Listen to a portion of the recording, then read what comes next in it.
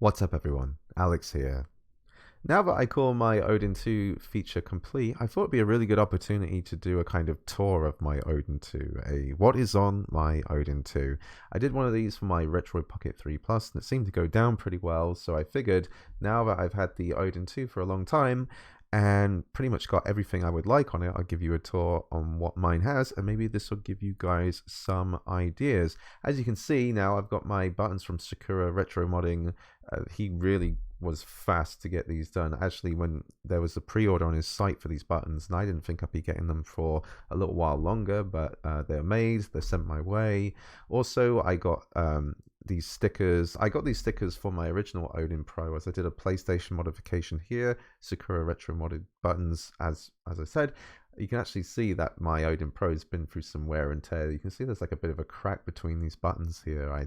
I open this thing a lot, and this thing has done me good, and now it's time to retire you, kind of, basically, because the Odin 2 is better in every way. And yeah, there was a video with SakuraRetroModding about how you install these buttons. It's fairly simple if you're kind of new to opening up a device around the back and taking things out and putting the buttons in. It's actually easier than it was on the Odin Pro. There was only one slight factor I wasn't too okay about, really, is that you get the buttons, but there's also these little metal washers. They're kind of like standoffs so that these buttons can travel a bit more. Otherwise, they wouldn't like come out as much as they are. But one of the buttons stopped my start button from coming out all the way. It like sank a little bit. So yeah, I ended up not using one of the washers, but it worked out, and I'm very happy with how this looks. I think that the Odin 2, I used to say that the Odin Pro was a perfect PlayStation 2 handheld, and for the most part it was, if you were able to accept it. I know, like 1x resolution or something, and 90% of games maybe, but this does all the games, and you can do it at higher resolutions, like actual like 1080p PlayStation 2.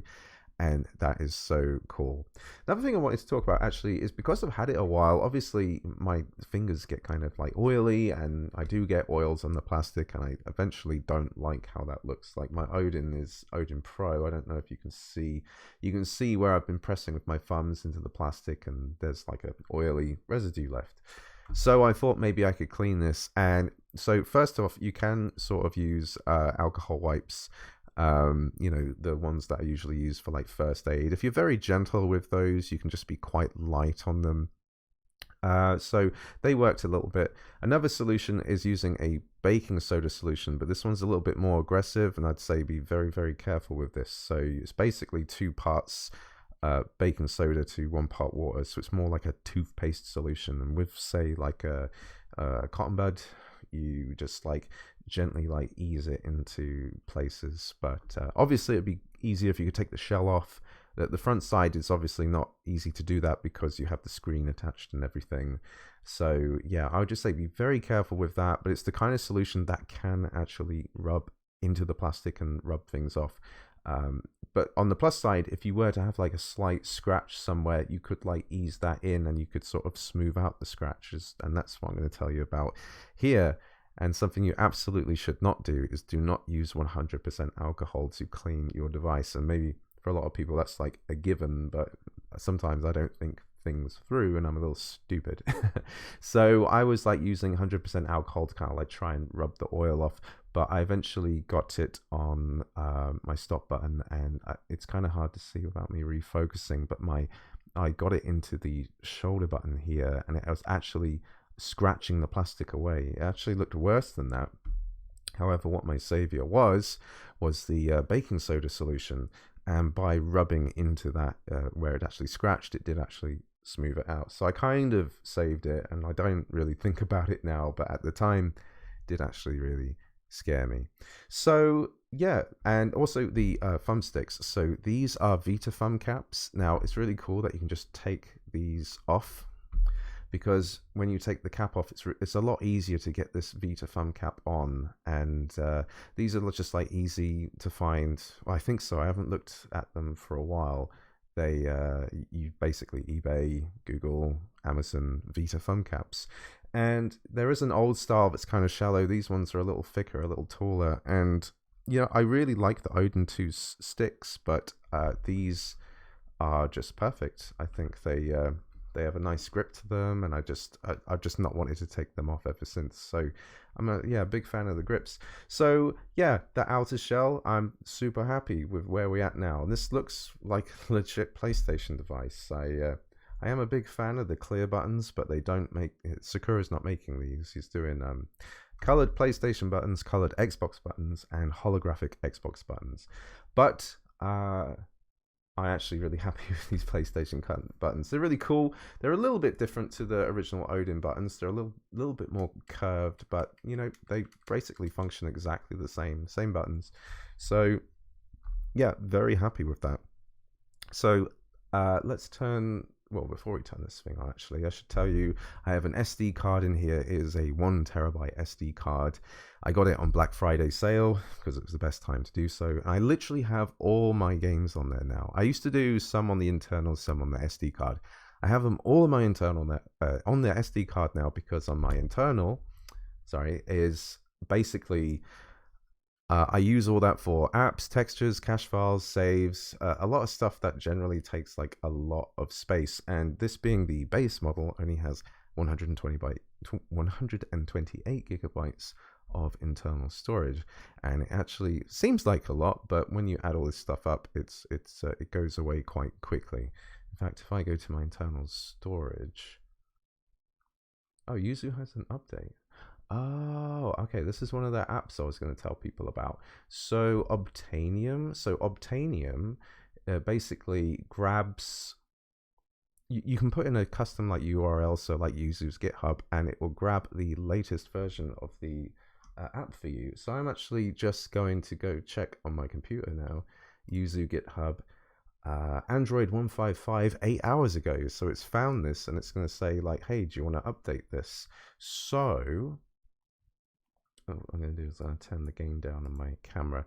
Actually, I'm getting a lot of like bleed from this blue light. I think that I'm just going to pop over to my I'm going to pop over to my Odin settings, and I think I'm just going to turn off the lights for now.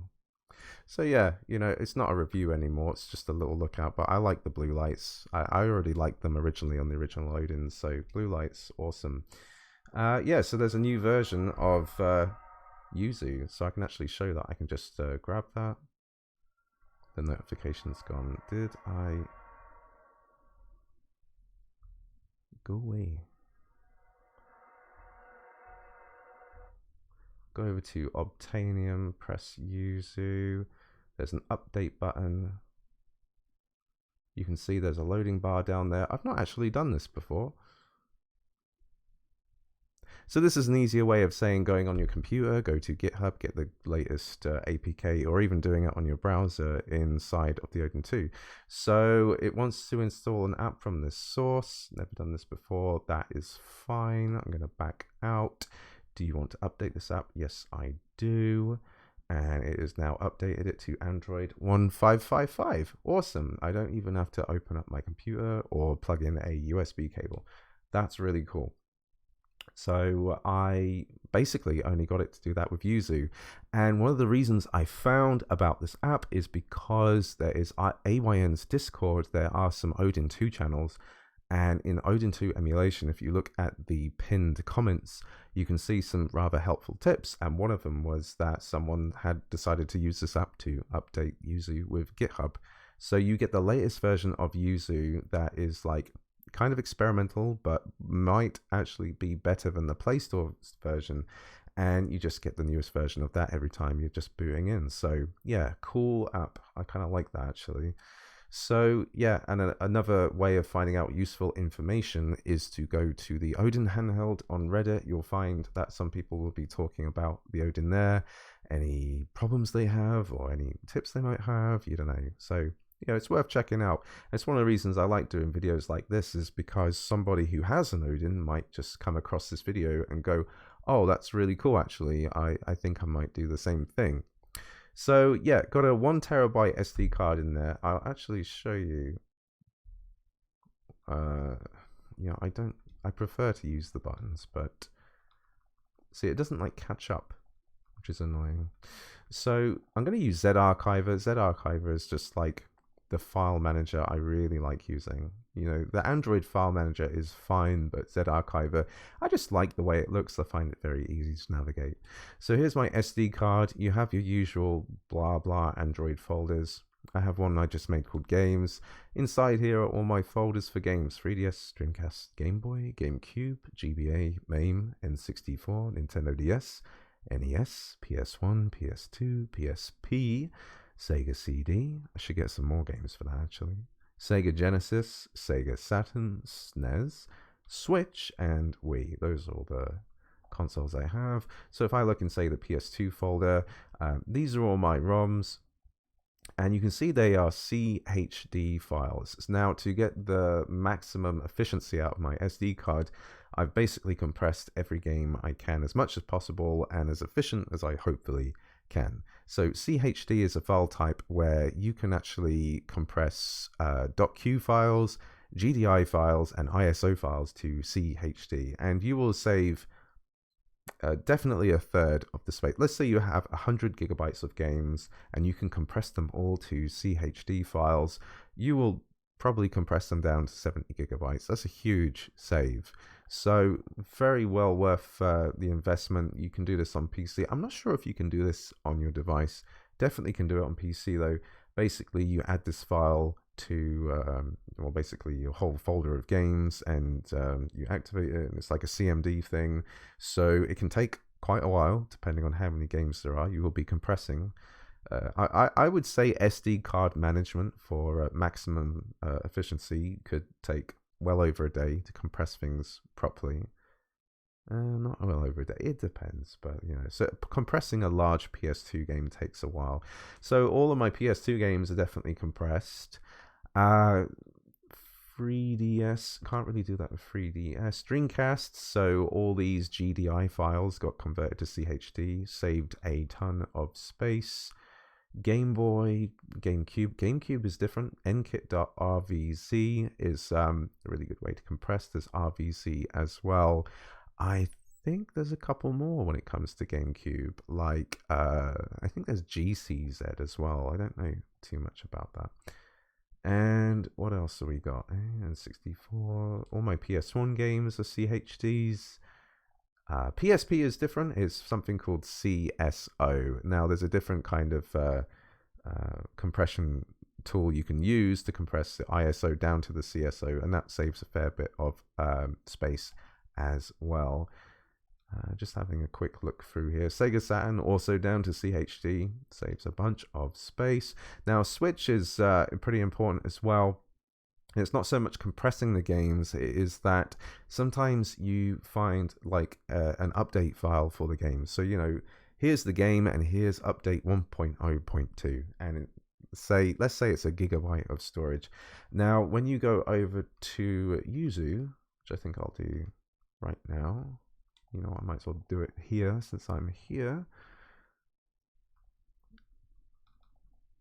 Please. Wait, where is Yuzu? Oh, whatever. I will go over to here and open Yuzu.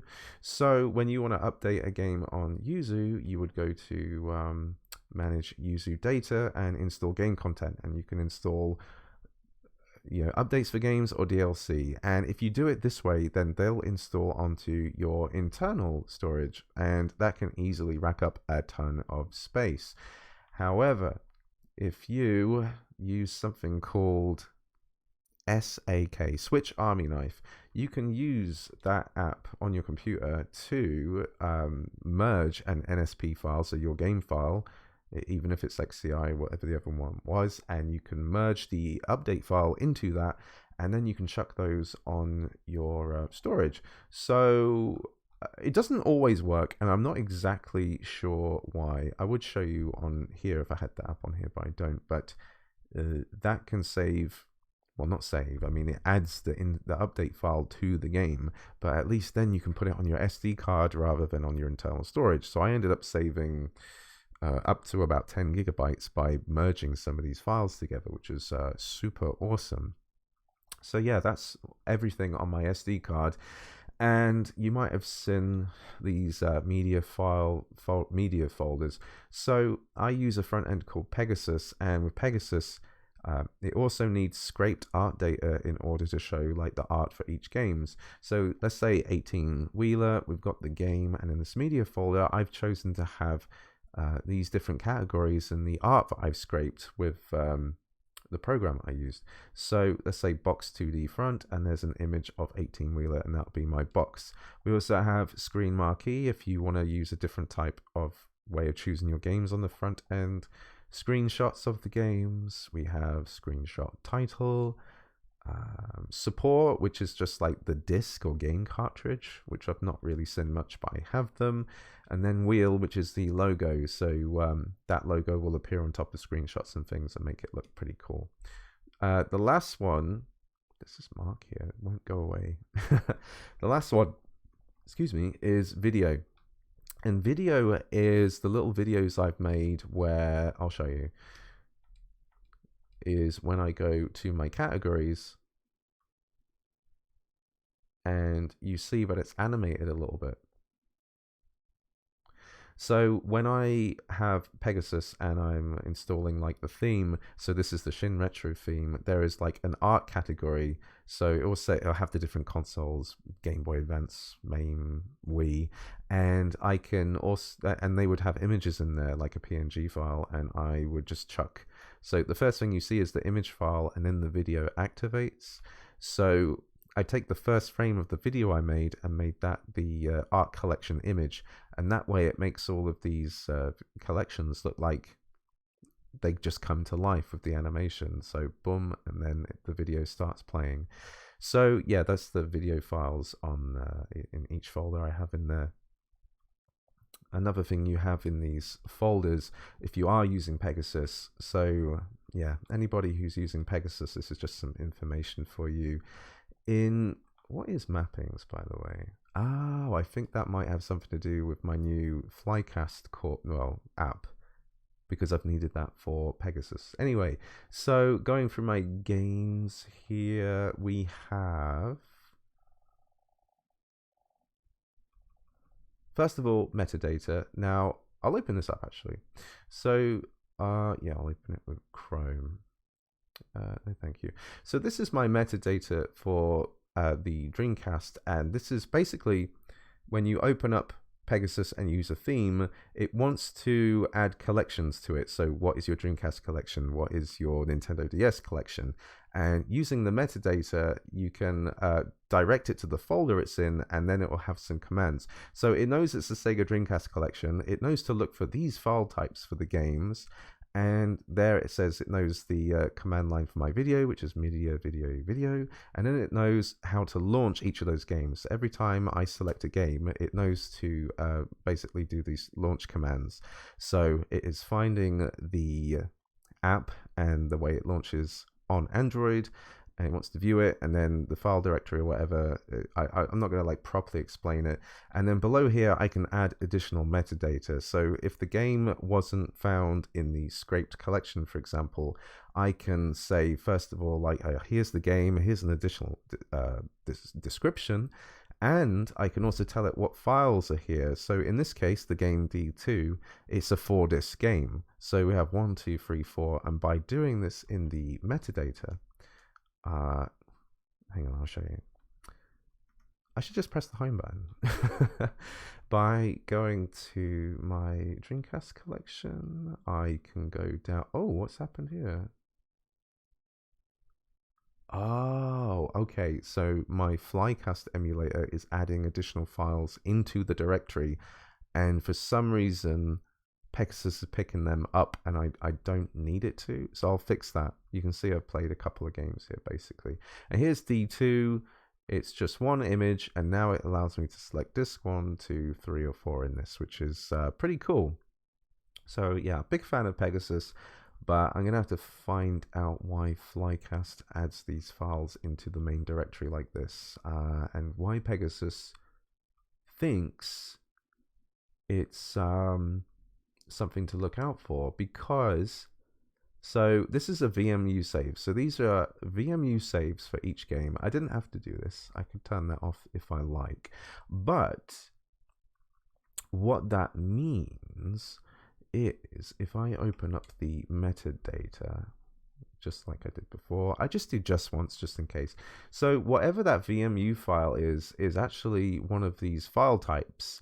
So, and I only really need CHD for my collection. So if it turned out those VMU file types are actually zips, I didn't check what they were, but I'll check that later. Then I could just remove zip from this metadata and it won't find that, and it will just remove it from my collection. So yeah, and then the other thing that is in here, so where is Dreamcast? Dreamcast.dat. So if I open Dreamcast.dat, save file, edit. I only want to look at it. All right, we might ignore that. But basically, all the game data is in that DAT file for each game. So it'll say like Dynamite Carpet has a description.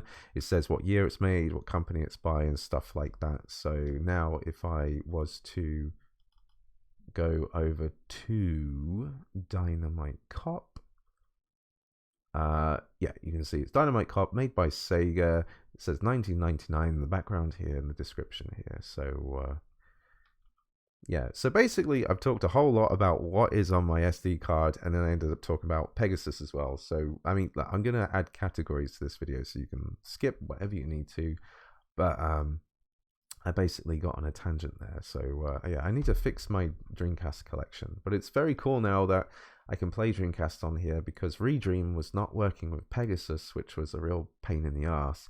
Whereas now I've changed the metadata, so I downloaded Flycast from GitHub. So now when I go play 18 Wheeler, for example, it's just going to load Flycast instead. But I've loaded an icon. I have an icon for. Let's just get rid of this. I've loaded. I've got a Redream icon here. So if I ever want to use Redream, I can activate it from here if I need to, and then play Redream from here if that's what I choose to do. So I'm not exactly sure which one I want to use yet, but obviously for front end purposes, it's better to you know, just pick the game you want and load it as is. So yeah, that's everything on my SD card. So let's have a look at my internal storage.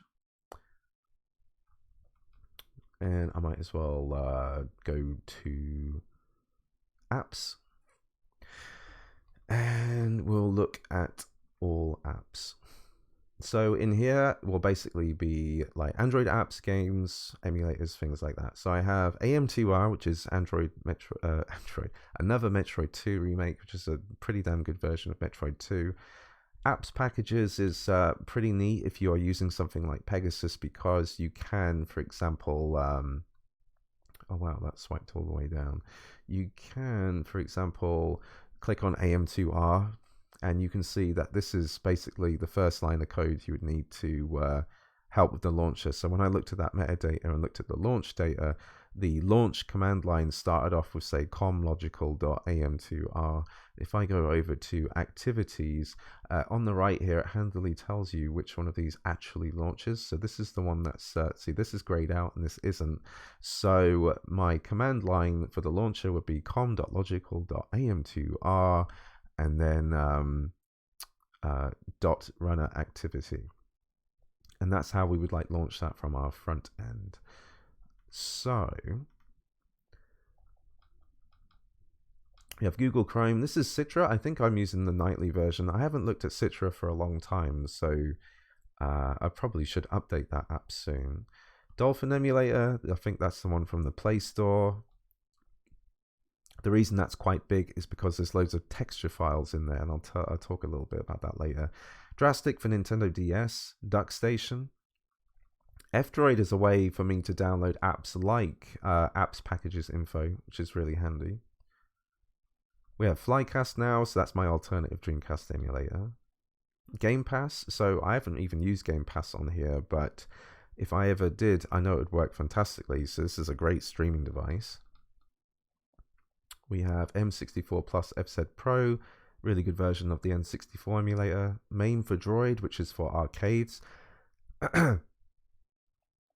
Never SX2 is I'd say it's like a fork, but it isn't. It's basically Aether SX2 without adverts, and it is the latest version of Aether SX2, and it's just been modified so it doesn't have adverts, and it works with front ends. And you have to make your own build of this, which is really annoying, but it doesn't actually take very long to do once you know what you're doing. There's basically Aether SX2 Discord, and there's a channel in there that'll tell you exactly how to do this.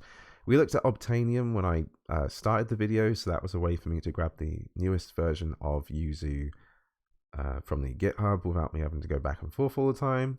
Odin Launcher comes with the Odin. Pegasus is the front end I'm using, and I'll have a little look at that later. I'll show you some themes I have on there. PPSSPP, but the gold version, so I paid to have that, so it's basically just to support the developer.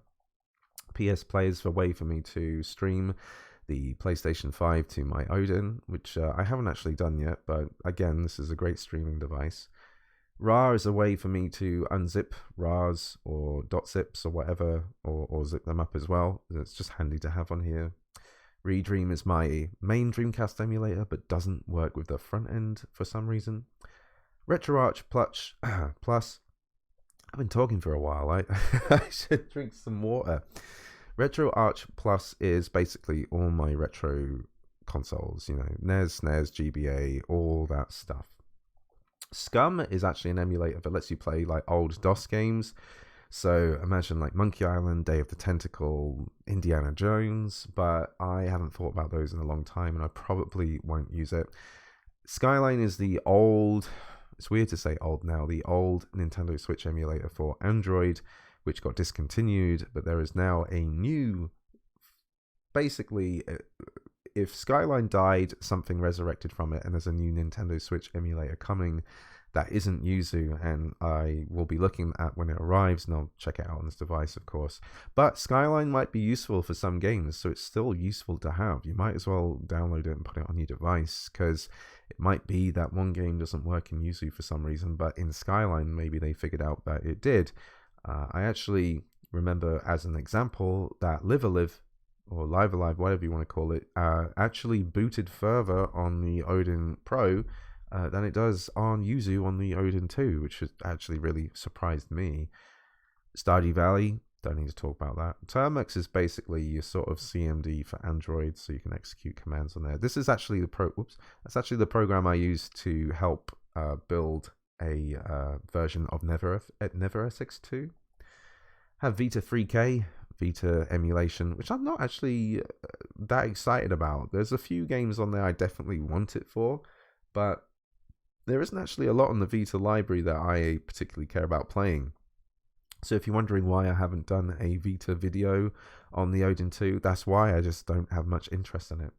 Yabba Shiro 2 is for Sega Saturn. It's a pro version, so I think I paid for that as well, and it's a pretty decent emulator for Sega Saturn. Yuzu, you know what Yuzu is, Nintendo Switch emulation, and bloody good emulator.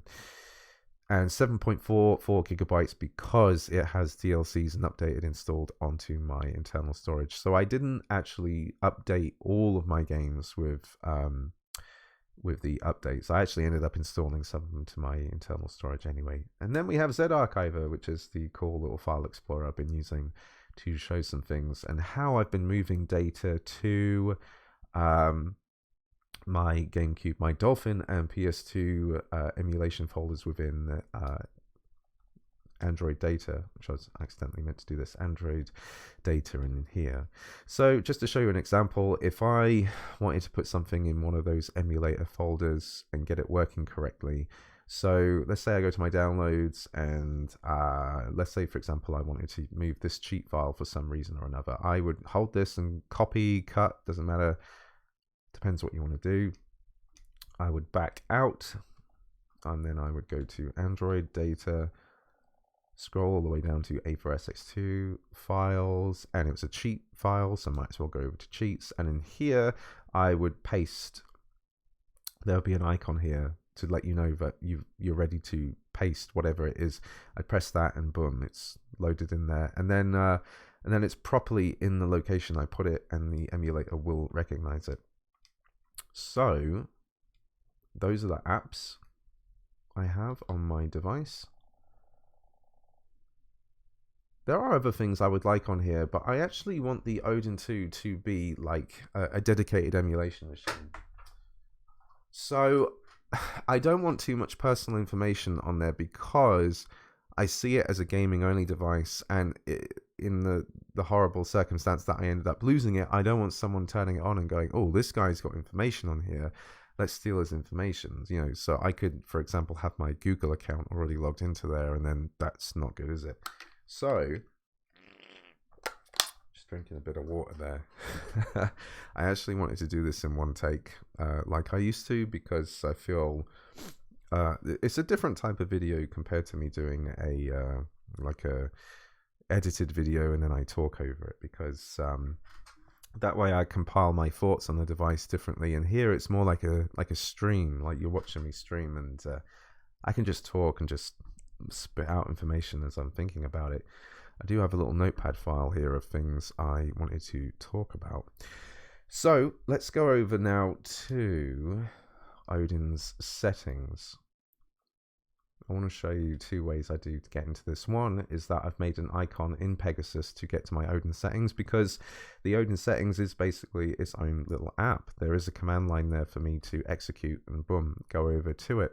The other way to do this would be, I just want to show this actually. Look, you can see that's my my camera is standing on the AYN box. It's the perfect height to put the camera on, and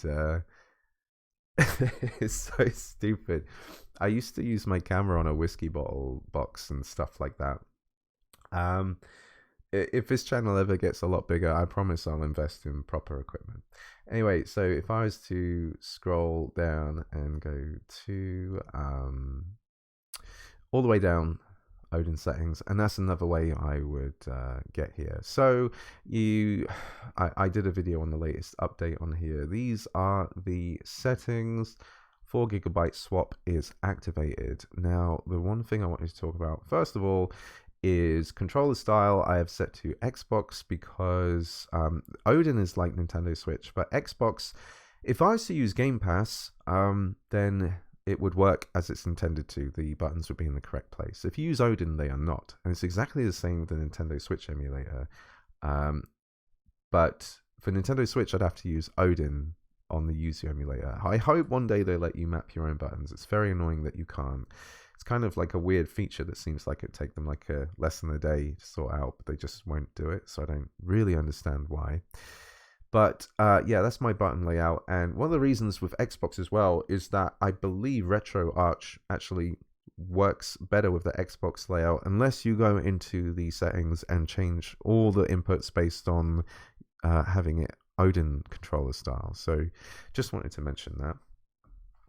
If we go over to joystick calibration, I just wanted to quickly mention that if I go to gamepad test and hold one of these and go to adjust joystick sensitivity, I've set both of them to 1.4. There are a couple of games where the stick didn't seem like it was going all the way to the edge. There are some like diagonals on these sticks where you really have to feel like you have to push down to hit that exact corner, but changing the sensitivity here kind of like completely writes that off, so you don't have to bother with that. So that's what I do. I think that's a good sensitivity. I tried a little bit lower, a little bit higher. 1.4 seemed good, so I stuck with 1.4. And oh, you have to back out like this. And another thing I want to have a look at is run script as root. So select script. In here, I still have the swap that I've talked about in other videos. It's there just in case. But the main one I wanted to tell you about is this OLED-like script. And I'll link the video to this because it's Kai's Retro YouTube channel, Retro Handhelds. I think he made the script and he has like links for it, so I'll link there. Look at his video description. It tells you how to make this script, and in this script you can I open this with no, I don't want to run in the script, it basically has a number that lets you decide how much more saturation you want the screen to be. I think it's up to like 10 or something, and you can make it a lot more saturated or only a little bit more saturated. And I found, I think it was like number 6, that if you compared this screen to a screen that is OLED like the Ioneo Pocket Air or the Vita, the color saturation is pretty similar, and it makes this LCD screen, I think it's LCD, LED? No, never mind. Do not listen to me. It makes the screen look almost OLED-like. It's fantastic. So I really like that. Makes the colors pop a lot more. You can tell sometimes when I'm just riffing off and talking, I know what I'm talking about, but I don't always remember exact details. Actually, someone had a go at me about this on a recent video, as I didn't correctly state that the HDMI and the USB were the exact types they were. I just briefly mentioned what they were. So, yeah, apologies for that. So, those are basically all the settings and things I wanted to talk about. I believe I have talked about a lot more crap compared to the Retro Pocket video. I think I looked at a lot more games quicker than this. So, yeah, talked about a whole lot of stuff. So basically, I was going to talk more about Pegasus at this point. Pegasus is really cool because when you do have it set up, I'll give you an example actually of setting game directories. So if I press the plus icon here and go to game directories, if I go over to my SD card, go to games, say Dreamcast, there's my metadata. I would select the metadata. It adds it here, and that is the reason why Dreamcast appears here in the first place. So it recognizes the Dreamcast collection, and those are the games. So, anything else I can talk about in here? Show any existing games. If I turn that off and I had more metadata, if I had more games listed in my data file and metadata, and I turn this off, it would list games that I don't actually have on my SD card. So we turn that setting on. So in here, I have a bunch of themes installed. There is a Pegasus front-end themes page where there's a lot of these you can download. So instead of Shin Retro, I can have something that looks like a Nintendo Switch. Super cool. Look at my Game Boy Advance games. Decide that I want to play Donkey Kong Country 2. RetroArch loads up. And in I go. I'm playing Donkey Kong Country 2 on Game Boy Advance. Very cool. How do I close this? And yeah, and honestly, I just come back and it's like, whoa, that looks like a Nintendo Switch with PlayStation buttons and the PlayStation logo. What's going on? Yeah, so cool theme. Don't know why Sega CD doesn't have an icon. I would have to dig into this themes folder and find out why there isn't an asset file for that. One of the themes I actually really like is it Homage? Yeah, they look like constellations in the sky, and you go in and you look at your game collection, and they're kind of tilted. It's like angled a certain way. I think it's a beautiful looking collection, but it does not have like constellations for every device. Like, or maybe it needs to load in. There's PSP. Go to PSP, and I got a lovely way of looking at my games here. I think that's oh, that's a cool image from Metal Gear. Yeah, I think that's a cool theme, but it just doesn't have icons for every one of these categories. Sega CD. If I was to look at PlayStation 2, doesn't have an icon for some reason. But yeah, that's really awesome. I like that a lot. And one of the reasons I probably didn't use it is because these constellations aren't all there. So, and they don't look easy to make. So I don't know. I don't think there's an updated version of this theme either, which is a bastard.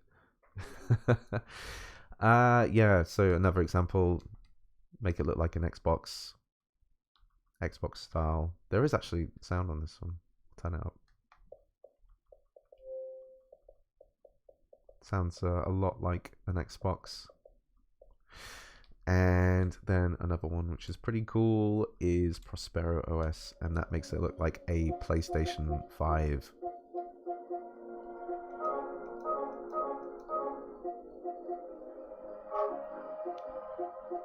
Pretty neat. I'm gonna turn that down. But I put a lot of effort into Shin Retro, which is what I base this whole thing about. Absolutely love this. I made the song for it. I made the sound effects. And every time I turn it on, I just have this really great vibe. When I'm searching through games, the music feels just really nice to vibe to as I'm thinking about what I might want to play. I know I'm biased because I made the song, but you know, is what it is. And yes, so let's go over to Android. So first of all, I just want to say I'm going to leave a couple of links to a couple of Reddit pages, where one is a list of games for Android that would work very well on the Odin. Well, that would be the Odin Pro, actually. I don't know if they've updated it for the Odin 2. And there is one which is Android games which are controller friendly. So you turn it on and the Xbox style inputs or whatever controller inputs will work with the Android game, which is super nice to have games like that, as they don't require any sort of setup, or for you to bring out this icon. Let me just run any game, Tetris. Bring that out, go over to screen mapping. So screen mapping is on, and then I would go about moving joysticks and buttons around that correlate with these buttons and sticks and so on. So yeah, you know, although it's really cool doing that, but you know, it's nice to have a selection of games where you don't have to do that. So let's get rid of that. And I'm going to turn off my floating icon. Oh yeah, you can turn those off here. Sweet. What else is here? Haven't tried screencasting. I got a TV upstairs that might work well with that. I might give that a go. Although I really don't have much need to do so. I really like this as a handheld, so you know, that's how I'm primarily going to use it. But yeah, my Android collection is not very big on here. And it just reminded me to show you that on my original Odin, I actually cared about this more. I had more Android games on here.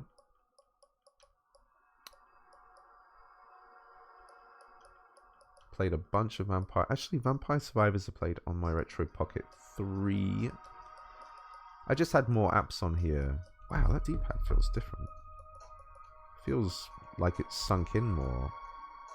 And that the design here is the plastic like recesses in a circle, whereas here it doesn't. I didn't really pay attention to that before, but they are like the same D-pad.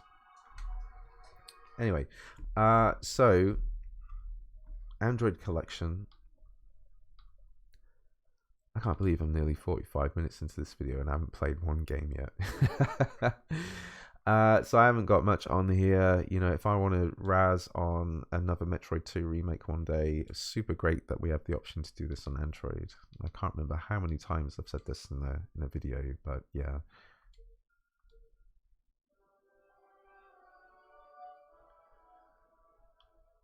So I had obviously played this for a little bit. Works well with the stick. I do wonder if I have to turn the sensitivity down, because it feels very sensitive. But, you know, I could just play this on a D-pad, just sort of like lower my palm and, you know, not a problem. Some people say they have a big problem with the D-pad being down here. And I guess, like, you know, I understand why. It would actually be neat to have a version of the Odin with the D-pad swapped. So it's up here and it's down here. But I think overall on the Odin, there's a lot more 3D games I'd be more interested in playing than 2D.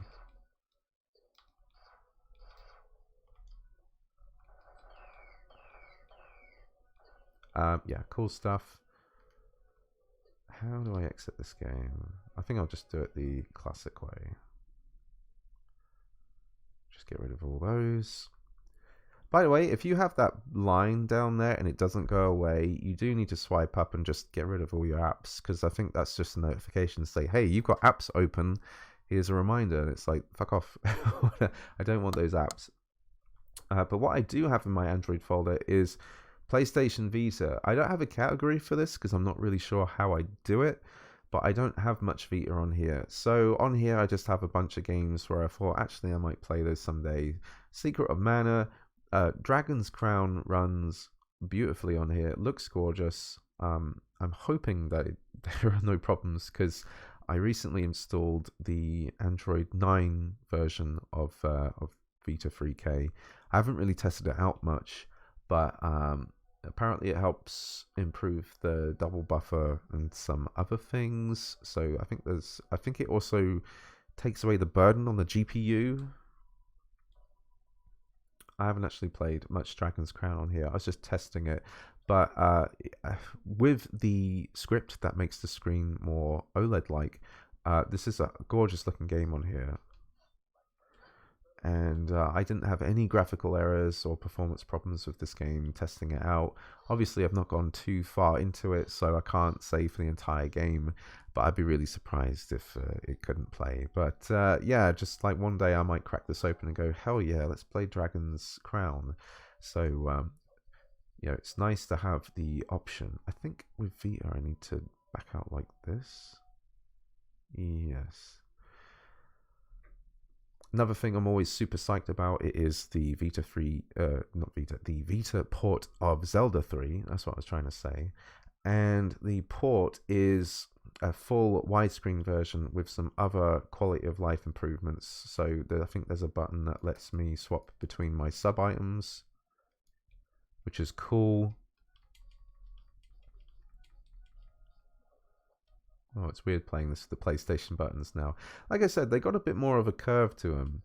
But yeah, so this version of Zelda, it doesn't actually run super fluidly on even on the Vita. And it runs a bit better on the Retro Pocket 3 Plus, which is what I first tested this out on when I got the Vita 3K app.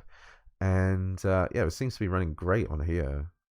So if you want to play a proper widescreen version of this game, this version of Zelda was like made from scratch for the PC, I think. I forget the term at this moment, which is kind of like, you know, just making the game again exactly as it was, but, you know, without copying any code. So they port this over to the Vita, and, you know, Kakariko Village is just a really nice test area for this. You just get to see the whole town in 3D, in widescreen. That's super cool. I like having that as an option. And another great option is Streets of Rage Remake. And I don't think this is the most up-to-date version, but it's updated enough. The only problem is you cannot use the D-pad to play. There is some kind of fix, but if it was easy, I would have done it. That's what I try and tell myself with some of these things. It's like, why didn't I do it? It's like, well, if it was easy, I would have done it. So I can't exactly remember why I couldn't get the D-pad thing to work. I'm going to double check that it doesn't work in a sec. I can't believe the police just run over 3 people, man. This is America. And we have a widescreen version of Streets of Rage Remake, which is probably still the best Streets of Rage game you can get. But Streets of Rage 4 is fantastic. You can get that on Android. I actually wonder if there'll be some kind of... I mean, Black Friday's gone. Maybe there'll be a Christmas sale of Android games to come on the Google Play Store. Who knows? But Streets of Rage 4 would be a cool one to have on this device.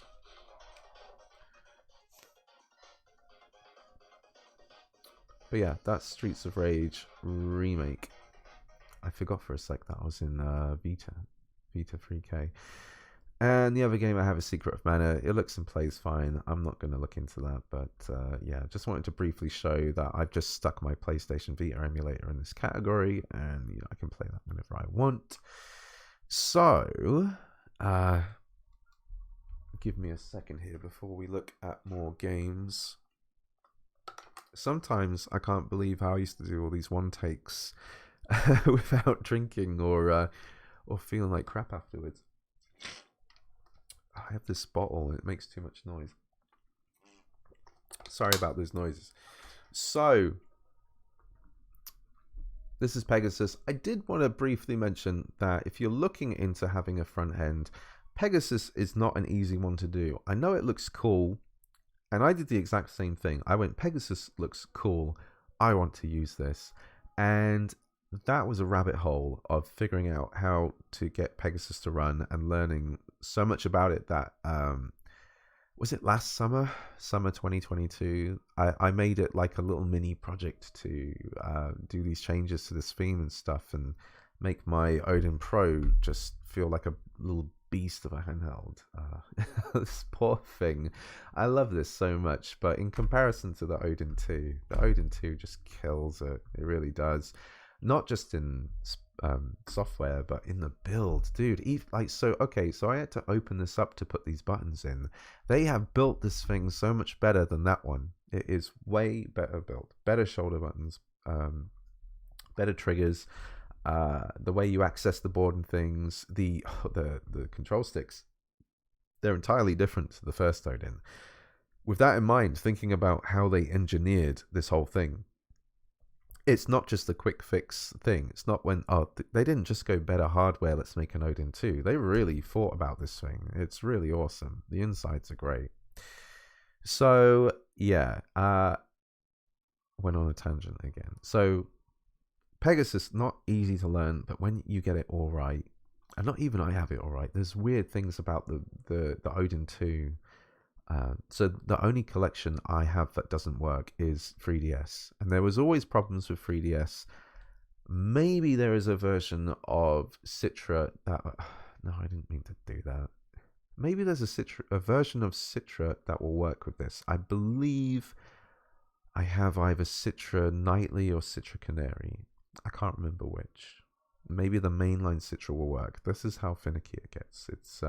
It's odd, but whenever I try and play anything, it just doesn't accept it. So this is why I also have like buttons I've made to access the emulator, and I can pick whatever I want. It's just an extra button, you know. It doesn't bother me, and boom, I'm playing one of the 3DS games I just selected. Although, there you go, Mario and Luigi Dream Team Bros. Awesome. So let's get out of there.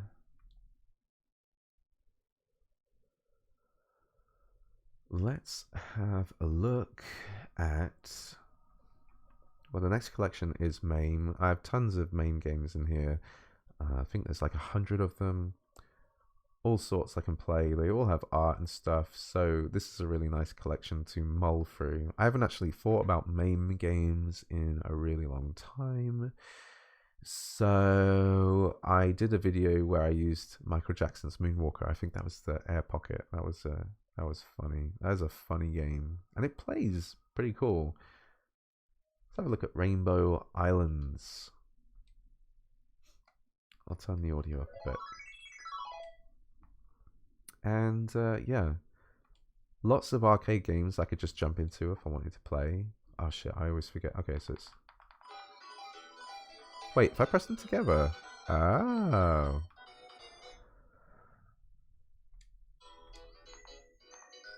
Oh, no, what am I doing?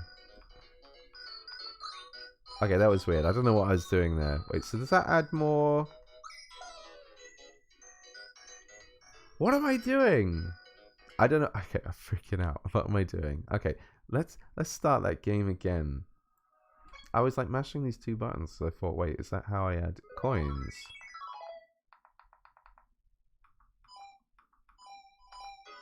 It is. That's add coins, and that's like go. But if I press the two together, it's like a menu that I don't really look at. I just wanted to play an arcade game, and I'm stressing out. Oh, dude, there is something stupidly addictive about playing. Oh shit! What's going on?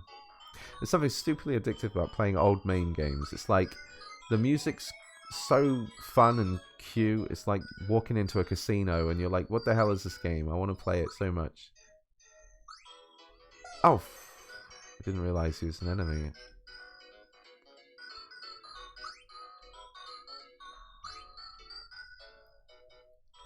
Man, this dude's actually flapping his hands.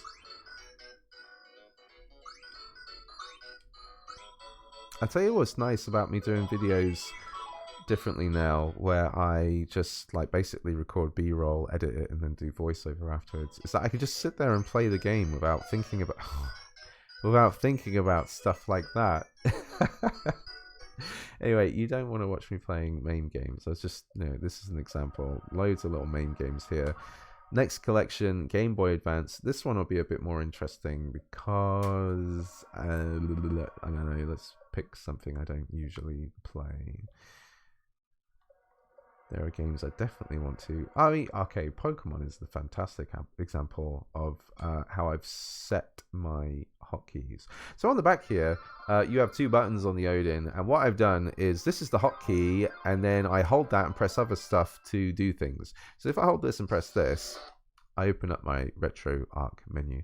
So if I back out here and I go over to Input, and then down to hotkeys, you can see that I have set certain things. So my hotkey enable is the one I said, and I've enabled other keys to work with that hotkey. So fast forward, slow motion, rewind, load states, save states, change slots, bunch of stuff. Not everything, just the important stuff. And if I press these two buttons together, that's the menu. Another thing I've done is I have added bezels, not bezels. I've added a on-screen overlay just to sort of fill the edges a bit and make it look a bit more like the screen hasn't been wasted. So if I go back, so I'm in the settings, I go to on-screen display. I think I've set it so that GBA is the widest game I'm probably going to play on RetroArch. So I set the on-screen display to work basically with Game Boy Advance games. So it doesn't fit like SNES and Mega Drive. So on-screen overlay, and I have picked this one called SNES CT Trigger, which is in borders, SNES CT Trigger, yeah. And then I have adjusted the overlay with these settings here. Mostly the I've changed the overlay capacity to 50 because I didn't want it like to be super colorful. And then I can't remember which setting we use it. Overlay preset. I don't know. I use this. I use the overlay scale to help adjust where I'd put that overlay. And anyway, I'm rambling. So I was going to say Pokemon is a fantastic example to use hotkeys, because if I hold this and press forward, fast forward. If I do this and go back, I have rewind. I thought it was really cool to set a hotkey and do it this way. Fast forward, rewind. If I press up, it is a fast forward toggle. If I press down, it is a slow motion toggle. And sorry, I'm flicking them too much. If I press the hotkey in R1, that's a save state. If I press L1, that's a load state. I can use these to change my slots. Did I do anything else? If I press the start button, it's going to close RetroArch and go back to my front end. And yeah, Pokemon's one of those games I find them kind of boring. I liked Pokemon as a kid, but not anymore. So I can just go blah blah blah blah, playing my first Pokemon game, blah blah blah blah blah. Oh shit, stop button. Yeah. His name's AAA too. Can you believe it? Because dude, Pokemon games are so slow. Whee. Where's Professor Oak? We're speedrunning this crap. Actually, this is too much. Hello, hey, here's your first Pokemon. That's what Pokemon games feel like to me. Blah, blah, blah, blah. Oh, can I not pick a Pokemon yet?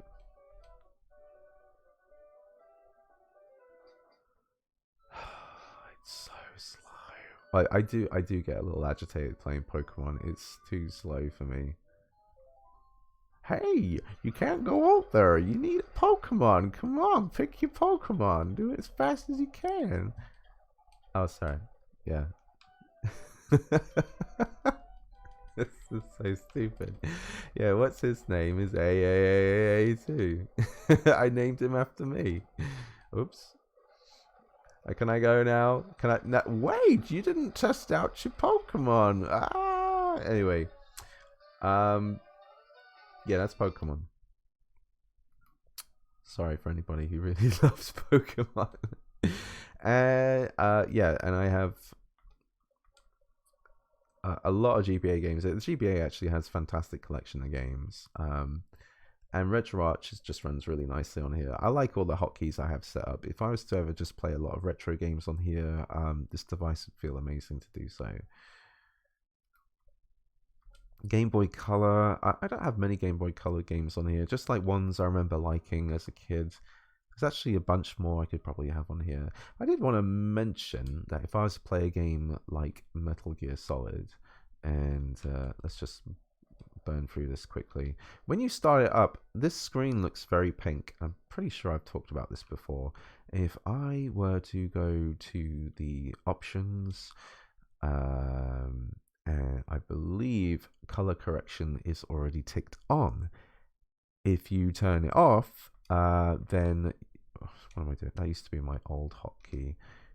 If you turn it off, you get this nice, better looking color that the Game Boy should be. And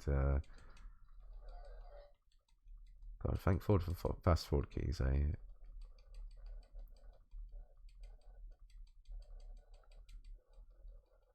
I don't think there's actually a fast skip button or skip at all in this Metal Gear Solid game, so you can just fast forward through the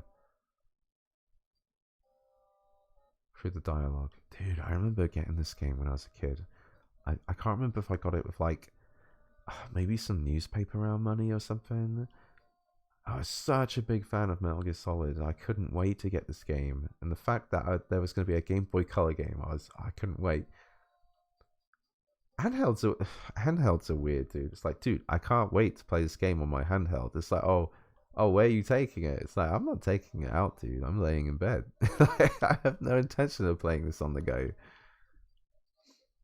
I feel like a lot of handheld people are like that. I mean, handhelds are amazing for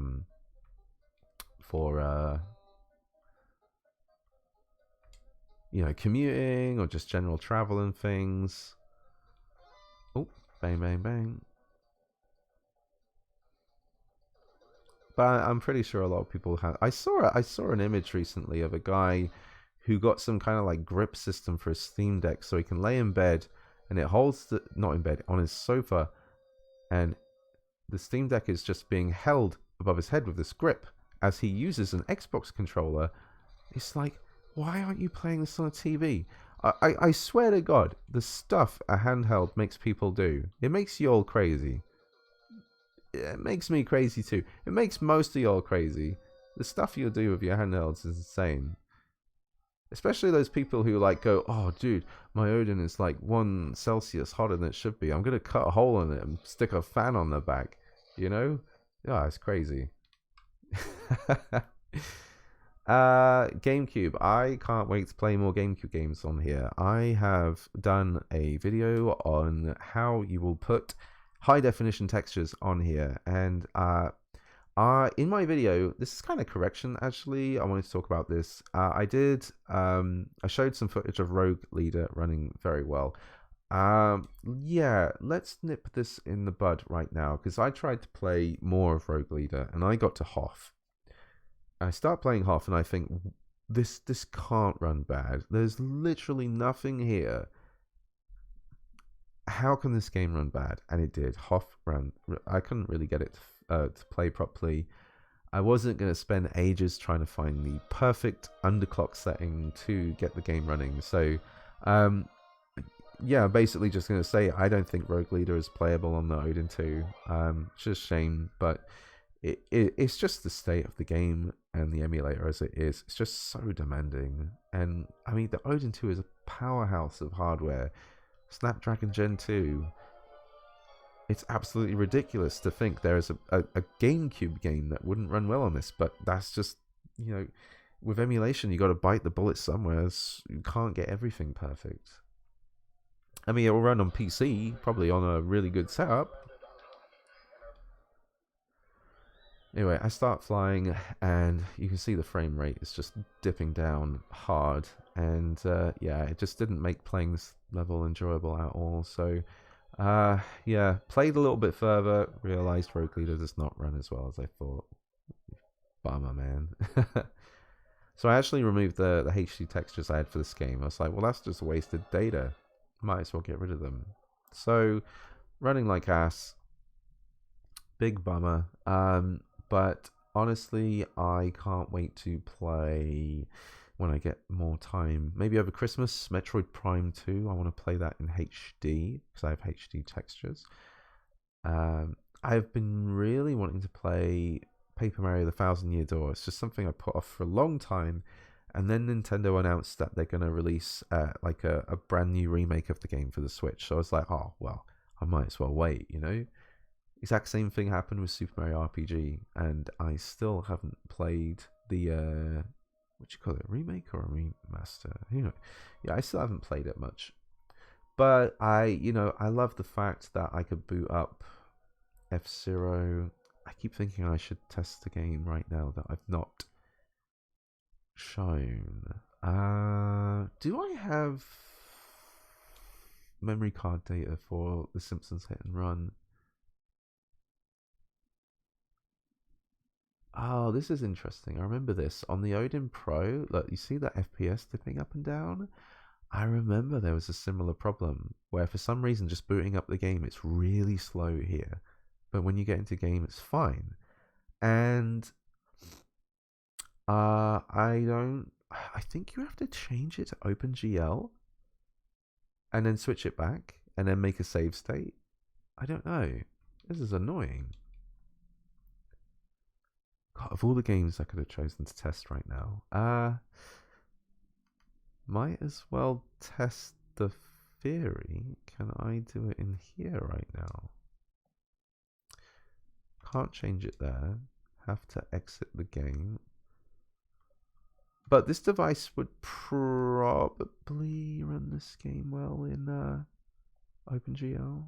So what I'm thinking is I go over to the emulator. I go down to Simpsons Hit and Run. Long press to settings. Go to graphics settings. Change Vulkan to OpenGL. Good shit. Then I can go back to my front end. Find. Oh, there it is. Simpsons Hit and Run. And, I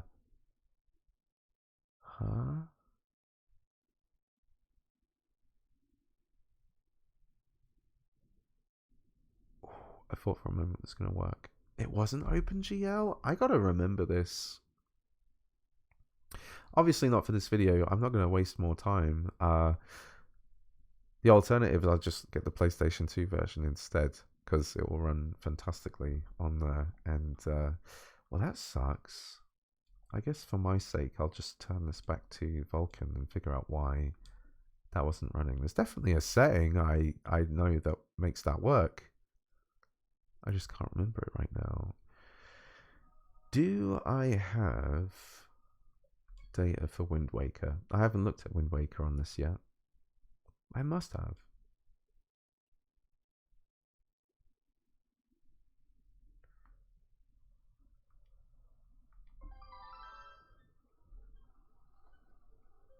I do. I think I have a widescreen patch added to the actual game. So this isn't a widescreen hack in Dolphin. This is an actual. Oh, for God's sake, that's so annoying. I can't stand the old days of inverted camera. It makes no sense. Even up and down is... Okay, I can get used to up and down because it's not actual up and down. That is like zoom in, zoom out, zoom in, zoom out. I can deal with that. However, what I can't deal with is... let's go to Wind Waker, edit.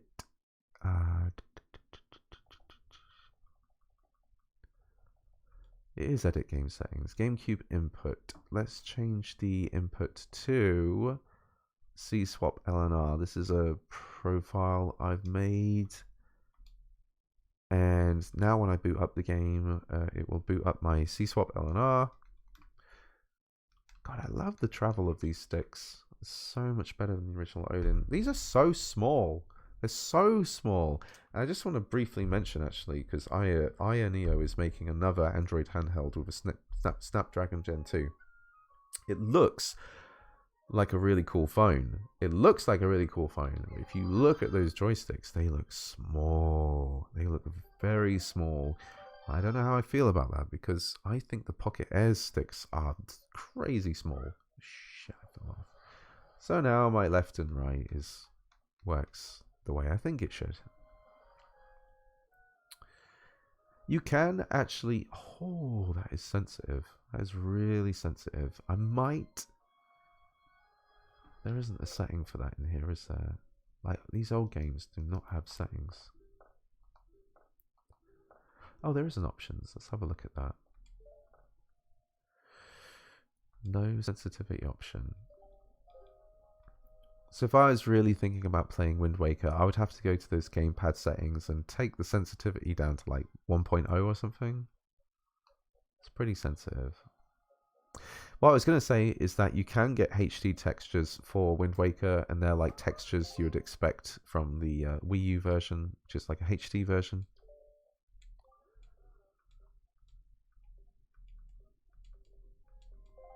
Yeah.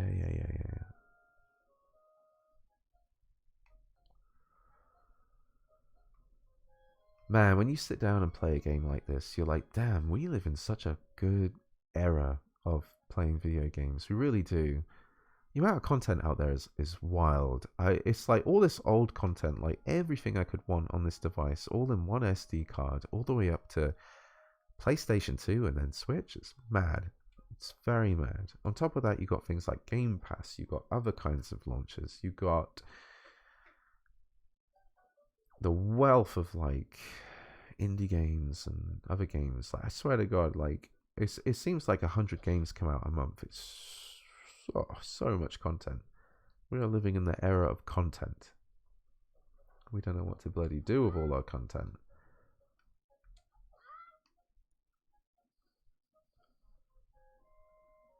Anyway, that's Wind Waker. So I have a wealth of GameCube games I could play, and I'm trying to think if there was like one in HD I didn't really test out much, because I didn't get further in Metroid Prime 2, so I would have liked to shown a bit more of the HD textures there. But for the sake of this video, I should show something off. Let's have a look at, because I know Twilight Princess has the textures.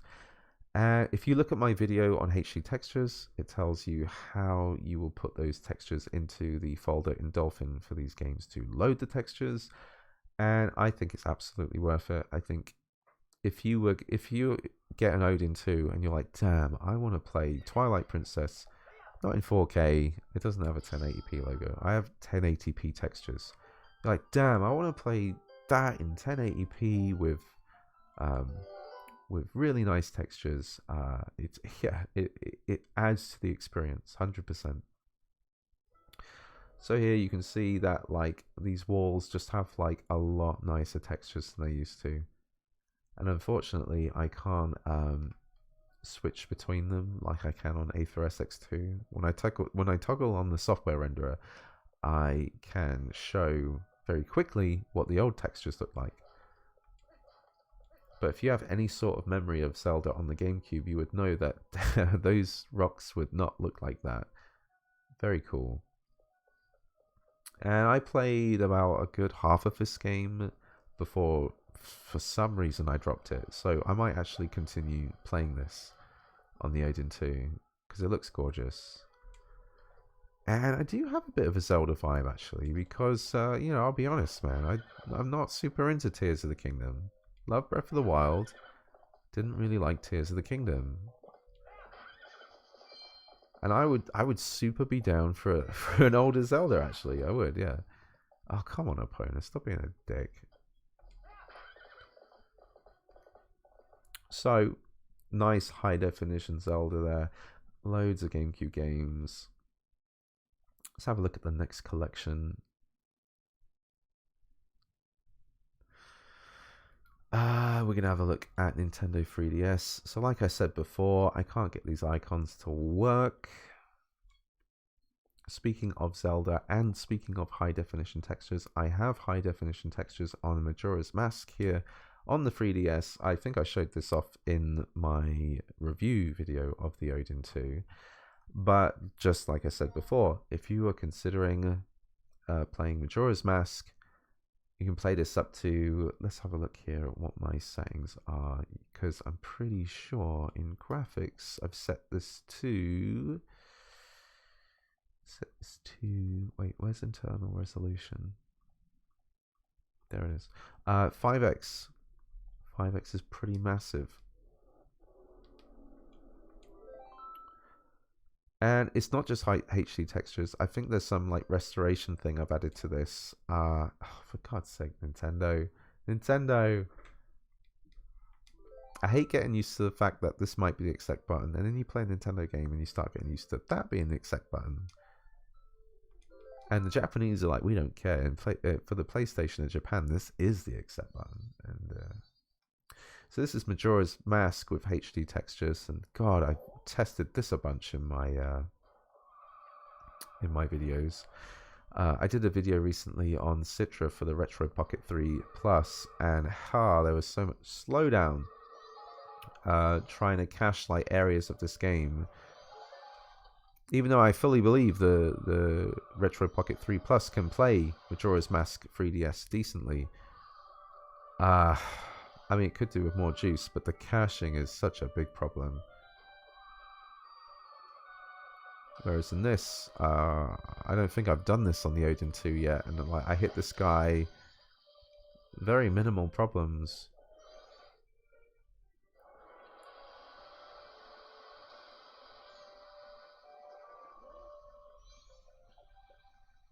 Can fly around this whole place and not get any slowdown at 5x. I need to actually have a look at the resolution of the 3DS. 5x might be a bit much. And if you're not really noticing the difference, you might as well not like push that extra amount of resolution, because it's like it's pushing the Odin a little bit more and thus using a bit more battery power, I think.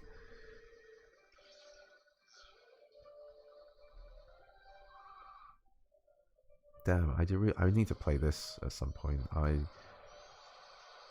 I kept saying I'd play Majora's Mask again someday, and I just I didn't get very far. Obviously, I got the Goron outfit, but oh my god, getting blown to smithereens.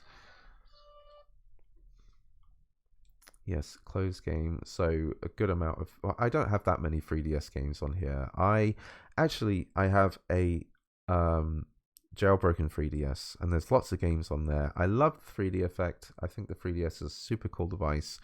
So part of me thinks that if I do really get into 3DS again, I'd probably just play my 3DS, even if they look even better on here with better resolution and stuff. I really do like the 3D effect. The Nintendo 3DS, I think it still has some relevance today. I know it's like a 15-year-old console now, but I mean, it's so good.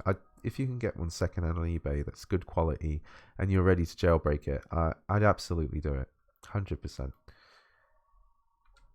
Got a whole good collection of N64 on here, and you know, this is all very similar to my Odin Pro. I've got like the same things on here. Let's have a look at something like Star Wars Racer. Don't think I've ever tested that on my why did it do that? Why didn't it just load up? Interesting. Whatever. Sometimes you get those little glitches. Haven't played Star Wars Racer in a long time. I definitely played it as a kid. I did think it was a cool game.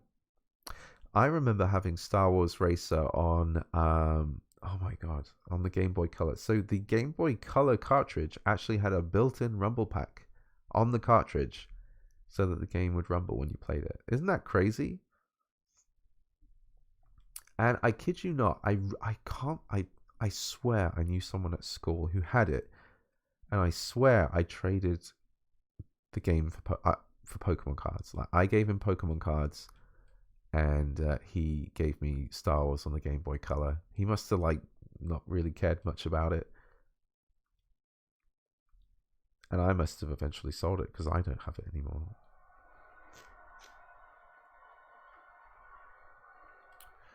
So I got a widescreen hack going on in the N64 as well.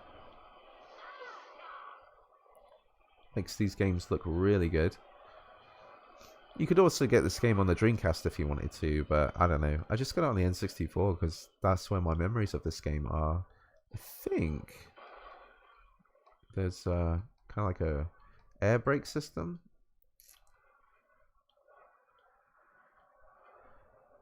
Did this game not have music? I guess it didn't. Or does it like blast out on lap 3 or something? Dude, I don't remember. N64 was a wild time, man. Looking back on N64 is like holy hell, like why do some of those games look the way they do? Oh shit, the kid's dead. We had a friend where so we had school all week, and then on the weekend we'd go over to this friend's house. We'd bike over there, and there'd be at least 4 of us, or a max 4 maybe, and we'd play so much N64 multiplayer. Damn, I mean, oh, that's where this comes from. It's a new lap record. Oh my god, I forgot. Yeah, the days of going around your mates and playing 4-player multiplayer games, and you just having such a blast. And that experience translates so well to when you're older. You know, you do the same thing, but you get drunk. Honestly, like, you could put 4 40-year-olds in a room, get them drunk, and they'll play Bomberman all night. Bomberman is a sick multiplayer game. Love Bomberman. Oh, dude, growing up sucks. Let's all get drunk and play Bomberman, baby. I don't want to hear about how work sucks. I want to hear you getting excited because you're bombing the crap out of us with your little skates on. You got max firepower.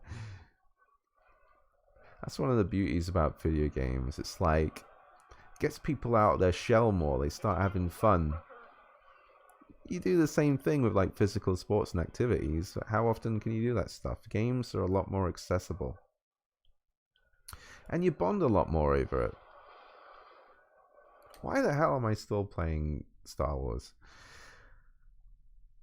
The N64 was a banger multiplayer console. You got to give it that. It had 4 ports and a bunch of good multiplayer games. It's just weird. I don't really think of it like that. I think about the single player experiences more, but to be honest, most of my favorite memories of an N64 were playing with mates. Nintendo DS. Nintendo DS has a lot of cool games on there. And again, I think a jailbroken DS or like getting a collection of Nintendo DS games is worth it because the dual screen is so good.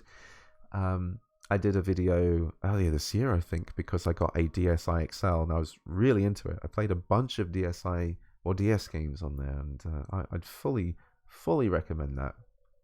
Let's check on like a Kirby game. I don't know, Kirby Mass Attack. And why are the buttons here? I think it's because I need to do that. And I've gotten rid of the menu button. I just hold this and I can select from the radial dial here. I also, I did this on my Odin Pro a long time ago, but I made these like these wallpaper overlay thing, so I can switch between, and it just makes like nice use of the screen. Isn't that? Oh, touch to start. Oh, touch again. Never played this. I'm just gonna... Damn it, Nintendo. You really... Like, when it comes to Nintendo, it's like, dude, we made it this way. We don't care if you want to press buttons. You waggle that stick. You touch that screen.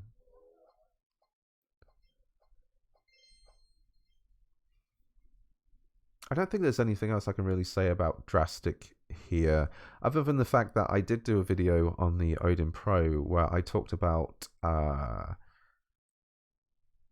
60 FPS codes. I think it was just 60 FPS codes. I don't think it was widescreen. No, Nintendo DS doesn't have widescreen, does it? This is a stage. No way. Well, oh, okay. Well, I only need one Kirby, apparently. And I wonder if you need the touchscreen, because I would rather do this. Switch between. Yeah, you don't need that screen. Touch the screen to make the star appear. Kirby will follow it. Is this...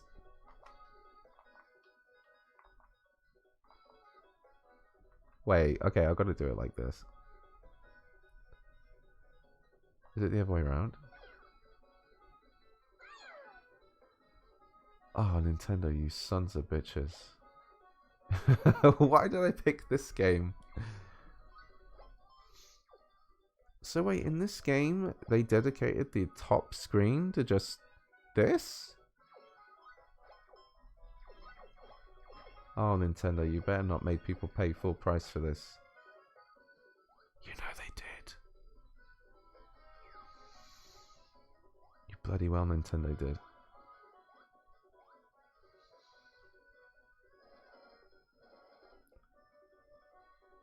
Nah, dude, I can't play this. Is there an exit button? Quit? Lovely. my choice of playing games today is terrible. Maybe Metroid Pinball.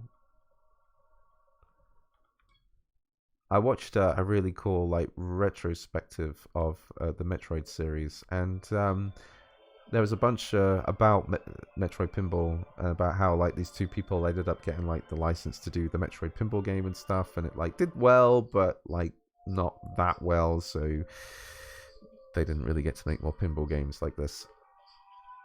But I think it's a pretty dope idea. Oh shit, you really need two screens for this. What did I play recently? Oh, that's right. It was the RG35XX Plus I played, where you could stack the screens up. On here, I don't know how to do that. I haven't got it set up that way.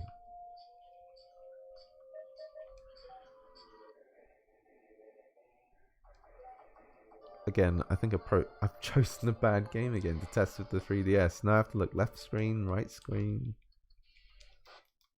Oops. At least I can use the triggers like this. These triggers are cool for pinball games. Oh, I've got fast forward on.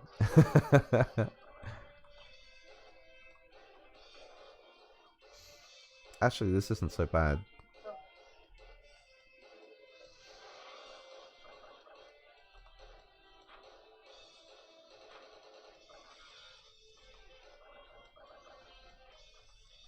Actually, this is bad because I will just be quiet playing. Pinball's the kind of game you can just stare at for ages. And you won't think, you won't talk. You're like, ooh, pinball.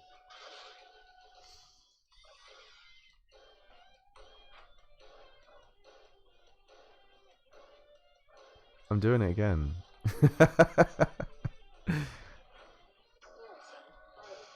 Hell yeah, kill his parasites. Ah. I'm never playing games on this channel again. Hell no.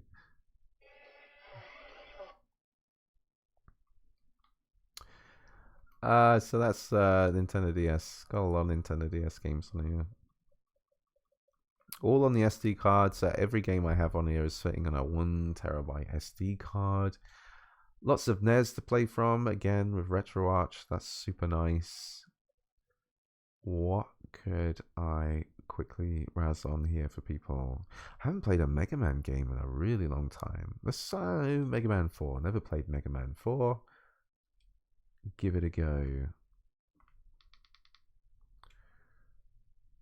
I'll just fast forward.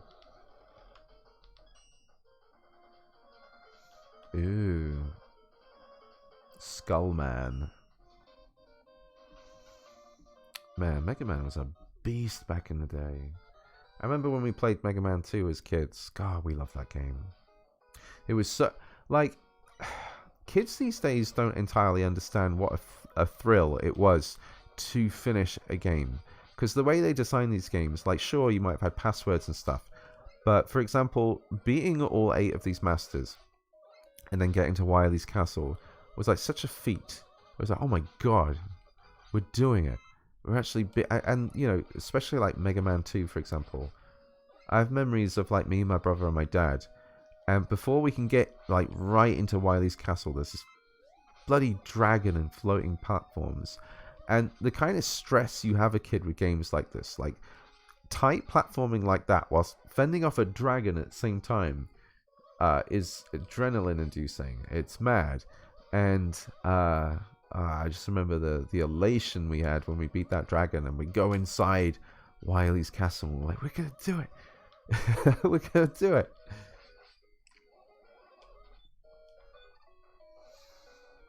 Ah, crap. Can you slide this? Oh, yeah. Oh, yeah. Slide all the way.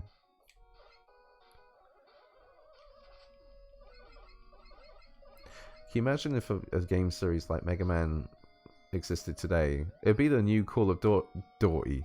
Call of Duty. Like, oh, another year, another Mega Man. What did they change? Oh, they added a slide. It's just DLC.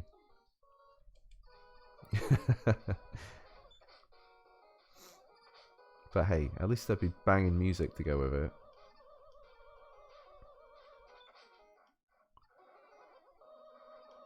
Alright, yeah. What is it? Hotkey and start. Quit out of that. Fantastic collection of SNES games. Like, you know, like just the thought of one day it's just it's raining outside, you don't want to go out, you're all snug, you got these memories in the back of your head. Oh my god, you remember Rad Gravity? Oh, just dude, look, I'm gonna play the intro to this. I'm gonna play the music. I actually played this game earlier on my Mini. I got to the very end, and the last level was so horrible that I ended up just watching a Let's Play and watching the end of it. Listen to the music in this game.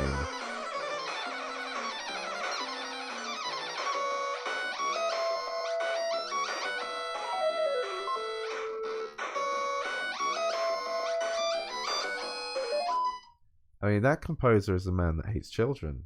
It has to be. It sounds horrible. But there are some good tunes in there, I must say. Very jazzy tunes. Jazz really lended itself to the chiptune scene, and still does, weirdly enough. There was actually a jazz album. Oh, I'm trying to remember the name of it. I don't want to lull too on that, because if I get it wrong... but these guys did the whole like jazz album based off like this song from ages ago. It was a very cool jazz album. PSP. So, oh my god, thanks to the Retro Pocket 3 Plus, I ended up accumulating quite a large PSP collection, because I don't have it next to me. Actually, I'm gonna go get it, because it is like kind of next to me in its case.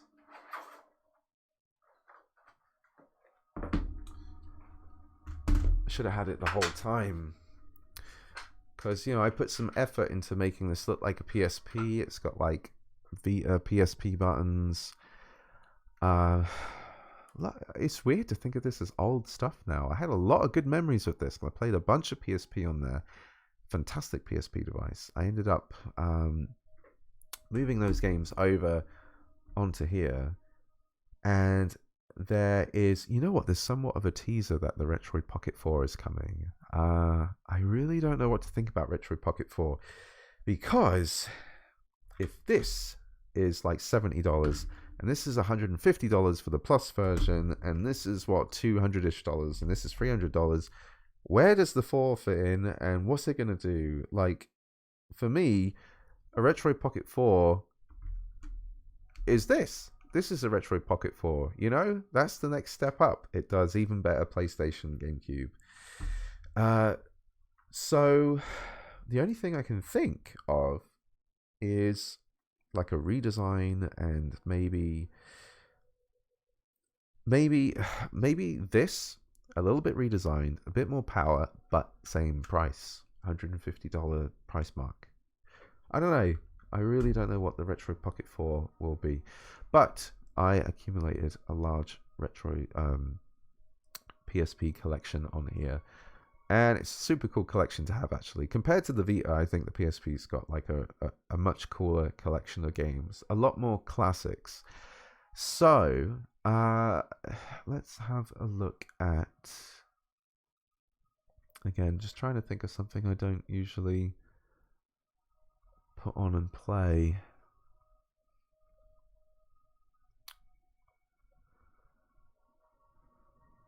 I guess I was going to say a Wipeout game. I do actually have some texture packs on here. One of them is for Final Fantasy. It might just be Final Fantasy. There was a Tactics Ogre on, which makes the UI look really cool. Let's just throw on like this Tomb Raider game. Oh, why did I do that? Oh no, there are some games in my collection that won't run. That's something I'm going to have to figure out in this video. That's annoying. But yeah, PSP, another thing I did with PSP was you can download cheats for most games, and they're all like just standard kinds of cheats, like, you know, infinite health, blah, blah, blah. But some cheats let you play games at like 60 frames per second. Let's speed this up. The fast forward on the PSP is crazy fast.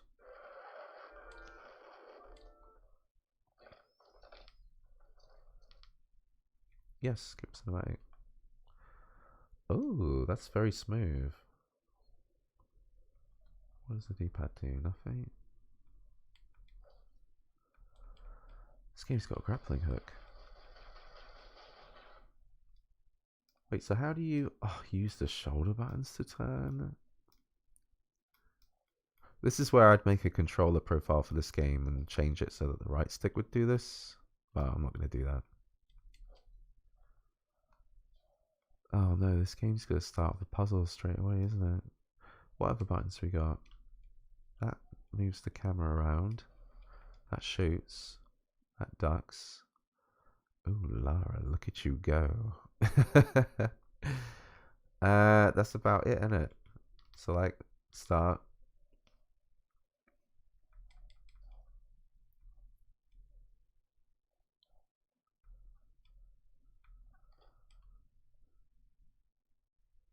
I mean, she moves alright. Press to fast travel along. Oh.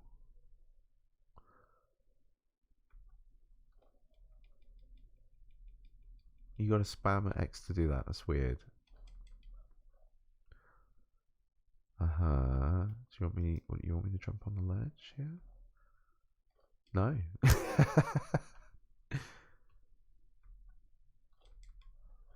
You want me to jump over here, don't you? Yeah. Why would it tell me to move the camera when I'm looking straight ahead in the first place? Sick grappling hook. I should really change the shoulder buttons. I way prefer using the triggers as shoulder buttons and using these as like whatever extra buttons. Like right now, the right trigger is like, look, that's my fast forward.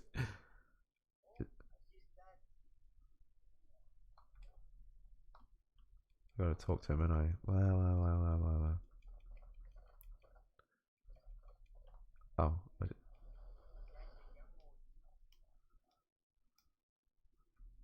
Shit. I'm actually getting into this. This is not the intention.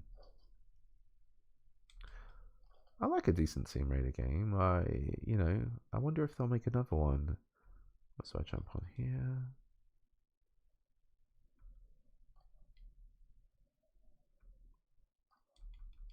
I'm crushing it. I'm smart as hell. I'm crushing it. Skip cinematic. Tell me a bear came out or something. Come on, tell me a bear came out. Oh. I don't know what happened. I was fast forwarding. What? Stop using fast forward.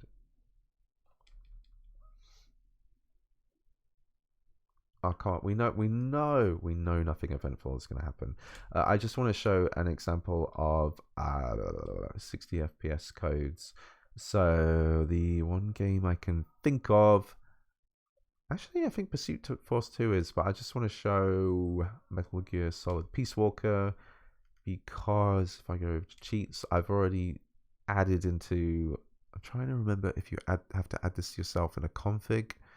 I definitely did a video on this, and it would be a Retro Pocket 3 Plus video. So if you just search my channel for PSP, I'm sure it will find the correct title for you, like 60 FPS cheats or something, and then should be easy going from there. But yeah, I've got a 60 FPS code going on here, only in game. And if I back out and load my save state, here you can see that Peace Walker is very smooth, very smooth.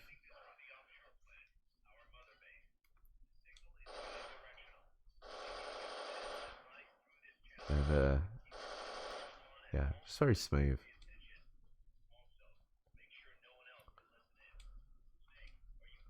Can he roll in this? Yeah, smooth 60 frames per second. So, you know, bit of a recap here is like the Odin 2 isn't like something you just buy and out of the box. You know, you can very simply get some emulators, download them off the Google Play Store or sideload them. It's not that difficult. B is like finding your ROMs, and you do have to find them yourself. You either, you know, find a way to obtain them, or you either rip your own games, which is what some people do, and that is the actual legal way of playing ROMs on an emulator on anything you want, because you own that game, you ripped it yourself. But you do have to curate a list, and you don't need this front end to play these games. Let's just say, for example, you did watch 1 hour 40 minutes of this video and were like, oh my god, do I have to do all this stuff? No, you don't. You can actually like a phone, you know, you open your phone. Actually, would showing my phone be weird?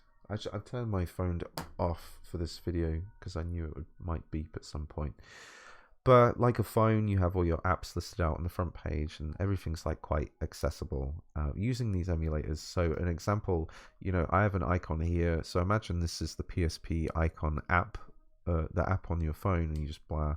This is PPS SPP, and you would go over to your games. And you would browse, and you'd locate the folder where you put your PSP games, and you know, that's pretty much it.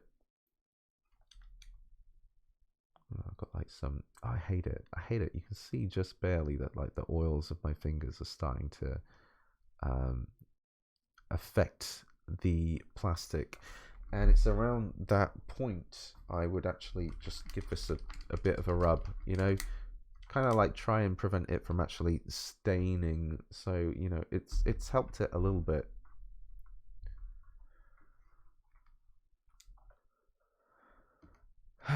So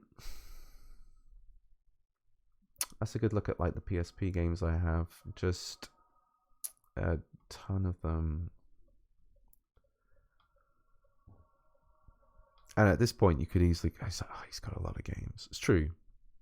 Got a lot of games, but they have pretty much moved from system to system. You know, I had a lot of games here, then I put them on here, then I put them on here. You know, they've racked up, and I have played like certain games for sure. PlayStation 1's fantastic on here, and again, like this is I got a huge list of PS1 games I have on here now, mostly thanks to the MAME Mini. I'll just show this instead because it's basically a MAME Mini Plus, just a little bit better. Because I put a bunch of PS1 games in my MAME Mini because it plays PS1 games very well. And here's another example of me being able to pick disc 1, disc 2.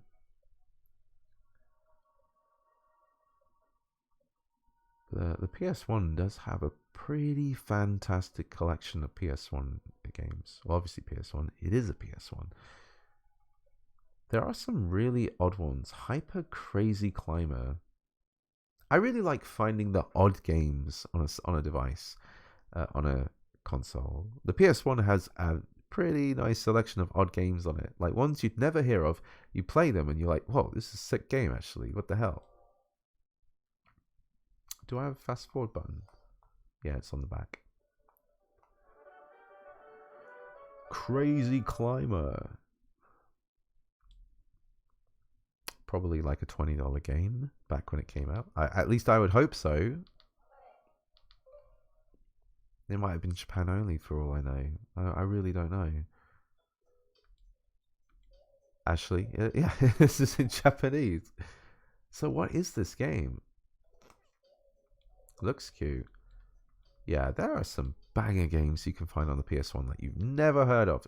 I guarantee, even if you know the PS1 so well, you'll find a game you've never heard of, and it's a banger.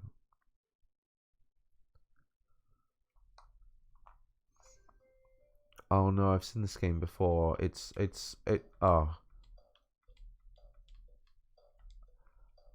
it's in Japanese, I literally don't have any clue how to play this. Is each of... Wait, are these the legs and this is the hand?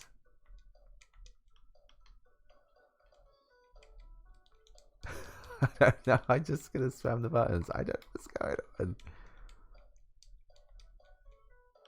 So I can go...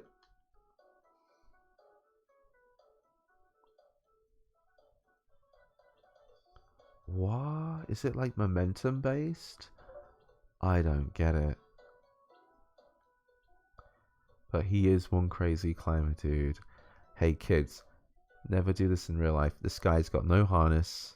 He is climbing very high up. You can see the mountains in the background. This guy is stupidly high up. Have you ever watched Cliff? Oh, and he's dead. He is 100% dead. He does not have a safety harness. He does not have any safety climbing gear of any kind. That guy is hitting the bottom. Why are these controls so weird?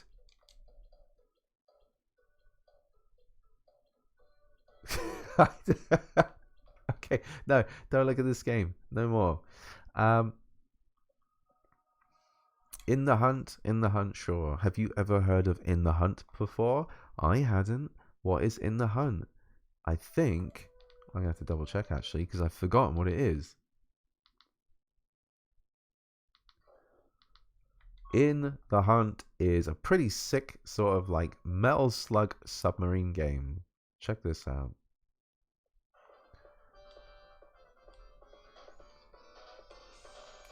PS1 is one of those consoles, a bit like the Dreamcast. It's like a really awesome mix of like serious games, arcade games.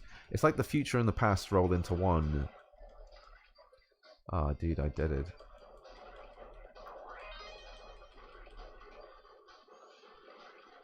Fuck, they've got missiles that go up.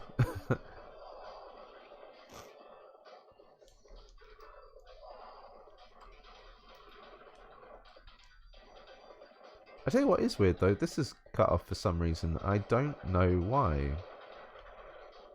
I hope that's not a thing in all games. Holy crap, what the hell? Oh my god. In the Hunt. Jumping Flash, these games are so weird. They're like first person. Look, I gotta show you. Maybe Jumping Flash 2. I don't know. I played the first one a little bit on the MAME Mini. I was like, this is so cool. Failed to initialize Vulkan renderer, falling back to software renderer. Really? Okay. Big Trouble in Little Moo. Apparently.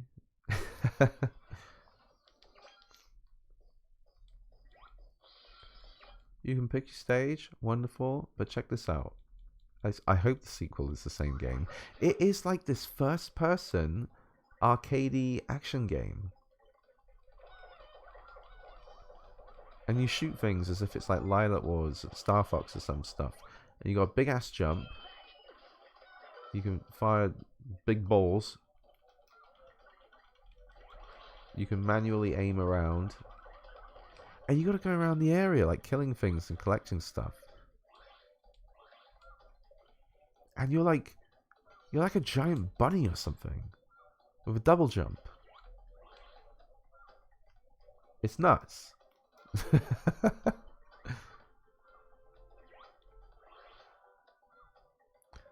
And again, this game wasn't meant to be widescreen. These are widescreen hacks on DuckStation. It looks super good. Whoa. Oh, that's right. You got to go around the map collecting moo-moos. You're doing it wrong. You got to go around the map collecting moo-moos. God.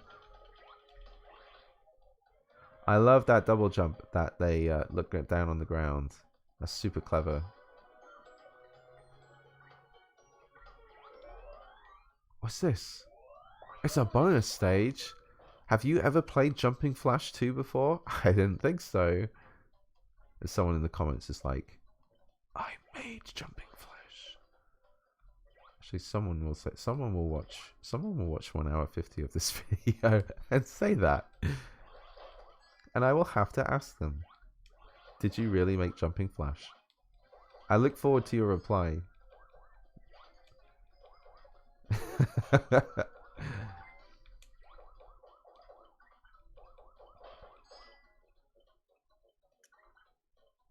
But yeah, this is an example of me just like randomly going through the accumulated list of games I have and going like, what the hell is that game? And then spending like 30 minutes to an hour on it going, damn, that was a good game.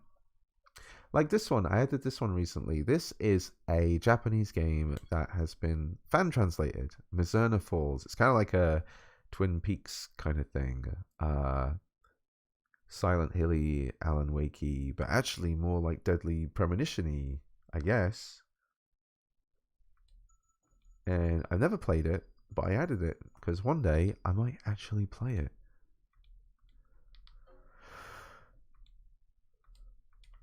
Circle button. In Japan, it's circle button. And Konami were pretty adamant about that. Kojima was like, no, the West must use the circle button to accept.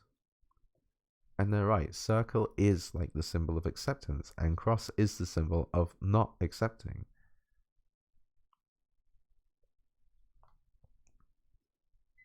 Oh, it's Christmas Day. Dude, it's Christmas Day. It's Christmas Day. You open your present. It is an Odin 2. Oh my god, what do I do with an Odin 2? I watched RoeTaKa's channel. I know exactly what to do with my Odin 2. I'm going to play Mizurna Falls. Matthew, Winona, is that you? Yes. This is why sometimes fan translations are odd. Because, like, with Japan, there is, like, some kind of, like, leeway you have to give in the translation to make it a bit more, like, West-friendly. Why are you calling me this early? I just got a phone call from Sarah. I think something's happened to Emma. On Christmas Day! Winona, calm down. This is literally Shenmue. I'm waking up and Emma's mum called me. Emma's mum called me and asked if I knew where Emma was. What do you mean? I don't know, but she hasn't seen Emma since last night. Last night? What? Why? Did something happen? No, it's nothing. We definitely didn't have sex. Anyway, let's meet up and talk about it. Emma's been acting strange lately, don't you think? So wait. I would 100% play like some soap opera team drama game where they give you more dialogue options. I'd love that. Give you the option to be a bad guy in a soap opera. Hell yeah. You like romance someone down the street and like someone's family's pissed off with you for it. You know, just dumb stuff like that. You can't tell me it wouldn't do well. I think it would do well. Last night, Emma really did seem different. Okay, can we skip this? Oh, it's a D-pad game. Oh, wow.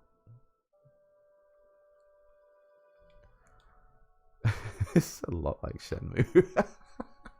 He even has a similar kind of coat. No, actually, no, Ryu's got Is that a dog? You can pet the dog in a 1990s video game. Way beyond its time. You know what I'm saying? Oh my god, who is this? With these stock door sound effects that anyone can get. Why is there a store right next to this house? That's handy, right? God. It reminds me of university in my second year. I lived across a subway and a kebab van. That didn't help.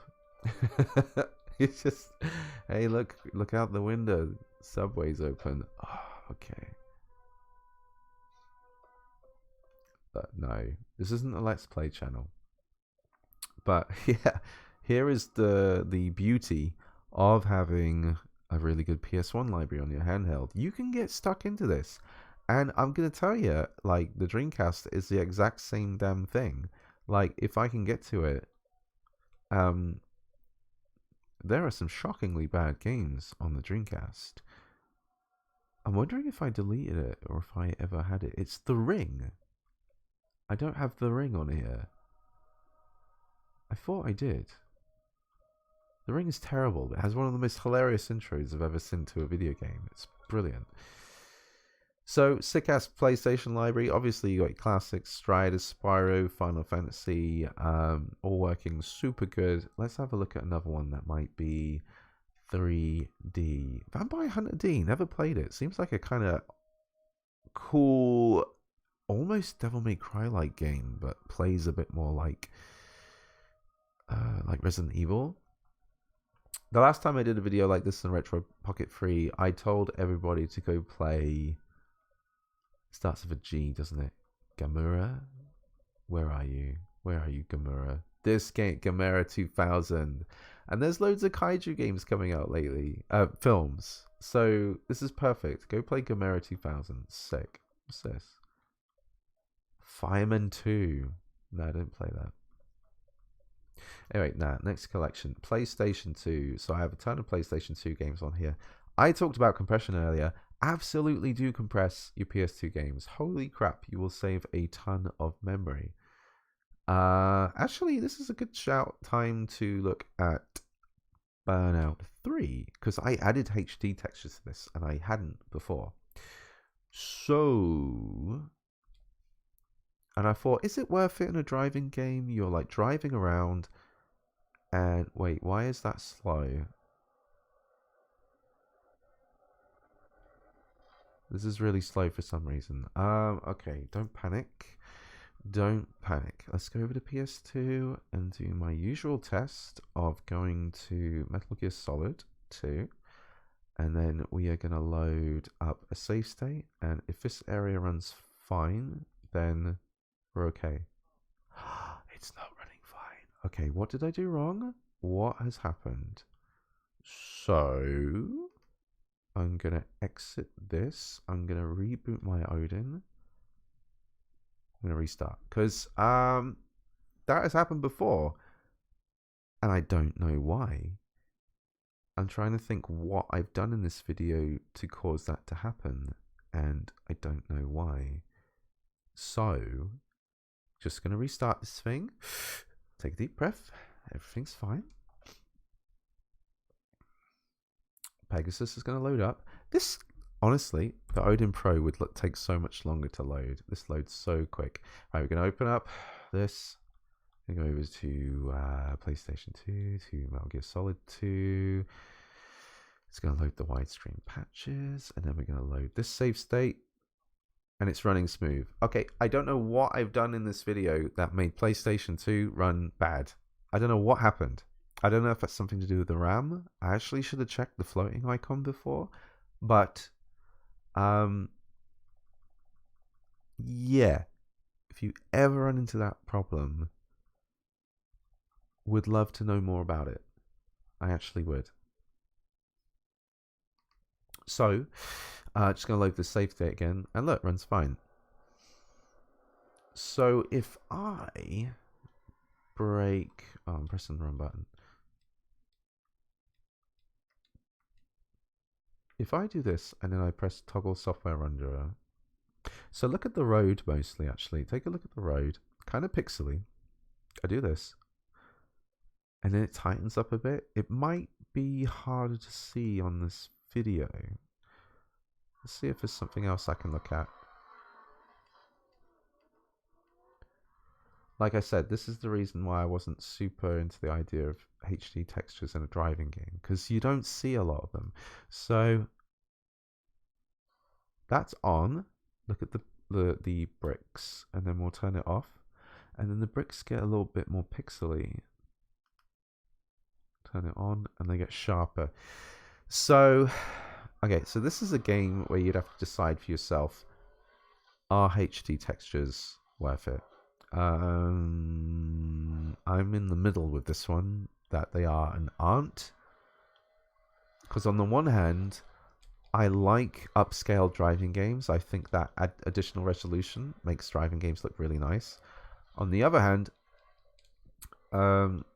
even though you're upscale, you still have to deal with the fact that you've got like old textures. So a HD texture pack in that case would solidify the whole reason to upscale in the first place. Like, oh damn, now this looks really good. This looks more like a modern video game. So yeah. But whilst you're racing around like this, you don't fully get to appreciate the textures. With a slower paced game, absolutely. A game like Metal Gear Solid, your eyes are sort of taking in more detail there.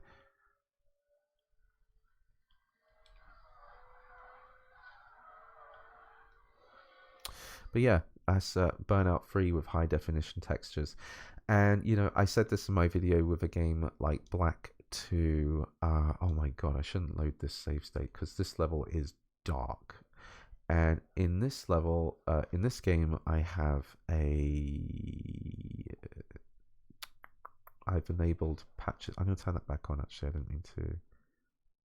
Oh, it is on now. I added a PNAC code, which I have saved here in this folder. Black 60 FPS PNAC. It lets you play Black at 60 frames. It's really cool. Although I did find in this level, going up to this area over here. Oh, whoops. I was pressing the wrong buttons. I actually put the single fire on AK because I was doing better with it, but I can't play properly right now. But I did get up to this facility and the frames were dipping. I couldn't really think of a way to increase those frames without sacrificing the resolution. So it made me think I might actually have to play this game at like 1.5x or something. I just kind of wanted to show you that. But I have a whole bunch of PS2 games. Curse of Darkness is one I've been meaning to play more of. If my memory serves me correctly, I played a bunch of it on the 3 Plus. Sorry, I hit my camera. So I don't think I have a save file on here. I should.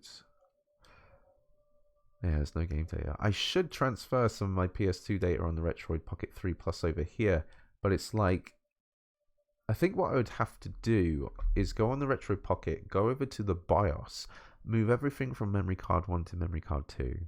Then I would import memory card 2, export memory card 2 from here, import memory card 2 here, then swap everything on memory card 2 onto memory card 1. That way that's probably the best way I would import data there, whilst retaining all the data on here. Chaos Legion with high definition texture packs is cool. I ended up doing that. This is a game I always say is a banger. You just got to give it a chance.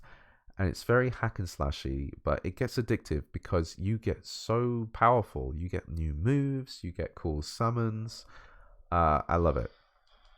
And if you play it on hard mode, it's an absolute bitch. It's really hard. If you want a super hard challenge, give this game a go. And if you beat the game on hard, you get to unlock a second character. Is a chick with guns. She's super cool. But I didn't actually finish that playthrough because I had enough at that point. So if I pick, I want to pick a bright stage. I'll pick stage 4. Because I usually show the later levels. With HD textures, all this brickwork looks pretty crisp. If you're into that.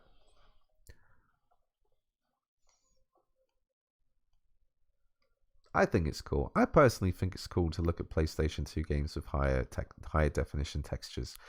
I think it just because I think there's a lot of amazing games on the PlayStation 2, and just a little bit of treatment bringing them up into today, I think is just awesome.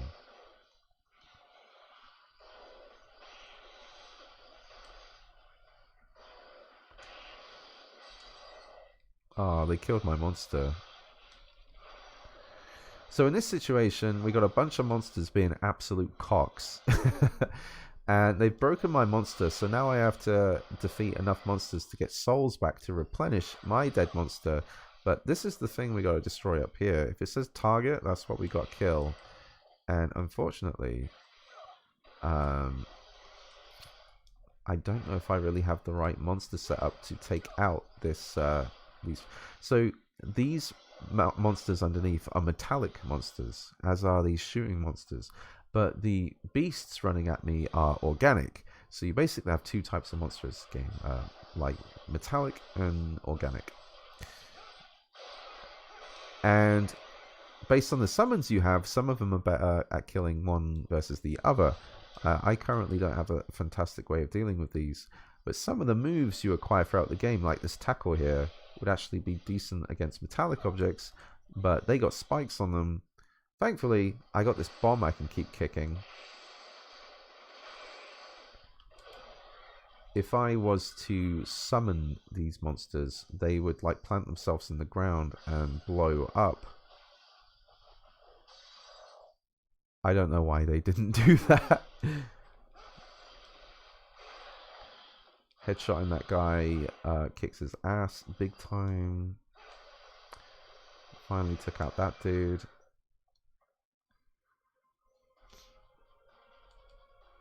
But it's a very like the levels aren't particularly fantastic. They look very similar. There's nothing special about them. They're basically just a bunch of combat scenarios until you get to a boss. But it's very old school design, and I find a certain comfort in that. They're just very engaging games to play. But the best thing about that game is the power fantasy of just getting stronger and stronger and building up your legions, because the monsters you acquire, if you power them up enough, you are able to retain their abilities without equipping them, so you like keep their power forever, which is a super cool mechanic. God Hand has HD textures, actually. I want to show this off. And again, if you're interested in HD textures, I made a video on this recently for the Odin 2, and I tell you how to add these textures, put them on your Odin, and then add them to the correct folder, and then they should just work as long as you have the load textures options set in your graphics settings. And God Hand is another game where I played about half of it, and for one reason or another I dropped it, but this is a excellent, hard, fun game. And I wish I remembered exactly how to play it, because you can do some really cool stuff in it, but you also need to be able to do that because it's really tough. So these I think I have a 60 FPS code on as well, but I think it's slightly broken, like some of the animations are a bit out of whack.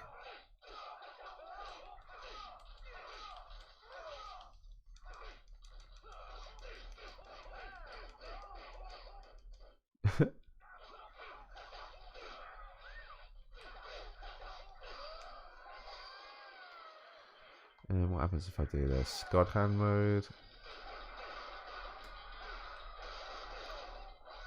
You can like, I swear on 60 FPS mode that meter goes down a lot quicker. So if I was going to play this game, I'd probably turn the 60 FPS code off. I can't play, dude. I don't remember. I know there's like moves set to back and forward attack. Oh, I just got bitch slapped to death. There you go.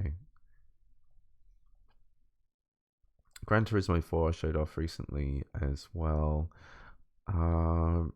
But this is the whole point of why I got my device looking like this. This is a PlayStation 2 handheld. It really is. The fact that I can play all of Metal Gear Solid 2 with high definition textures. Same with Metal Gear Solid 3, except it's got a 60 FPS patch as well. You know, actually playing it at 60 frames per second, so dope. If I was to load, say, the bridge, I don't know what's wrong with my lighting today. It's like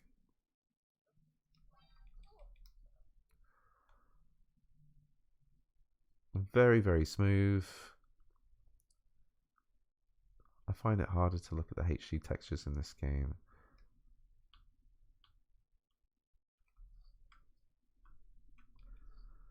And I probably have to turn down the sensitivity of my sticks for this game. It's pretty sensitive.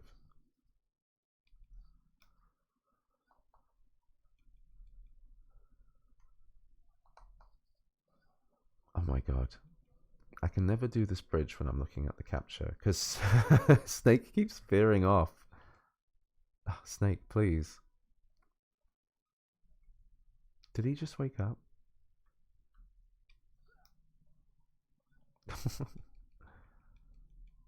Snake, get up. I'm trying to walk slow. Oh, you do it with D-pad.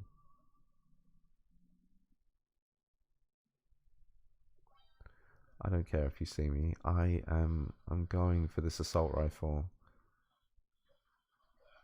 As long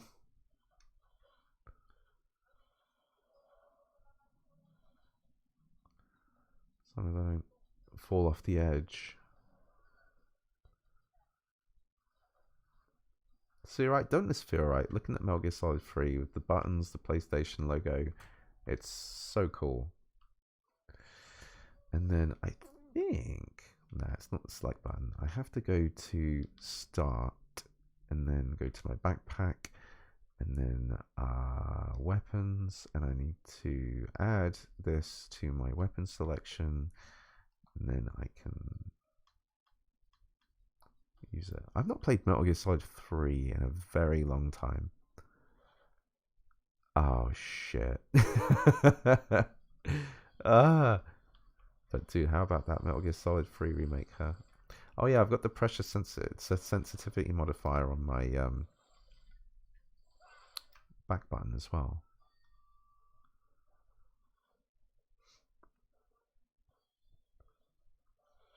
I can't believe this video is over 2 hours long now.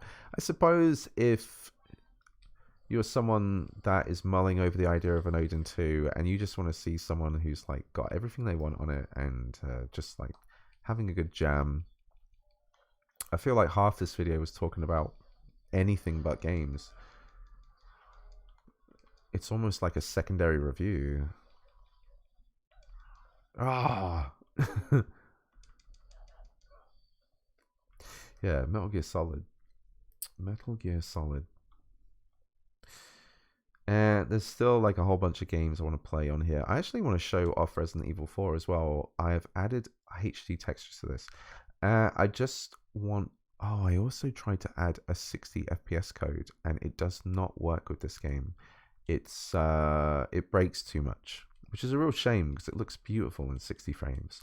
But like different animations and things are just too fast, and aiming is awkward. So I'm hoping when I load game, I already had it off. It should be at 30 frames. Another thing I can't do is I can't press software renderer to show you the difference in the... Oh no, it is at 60 frames.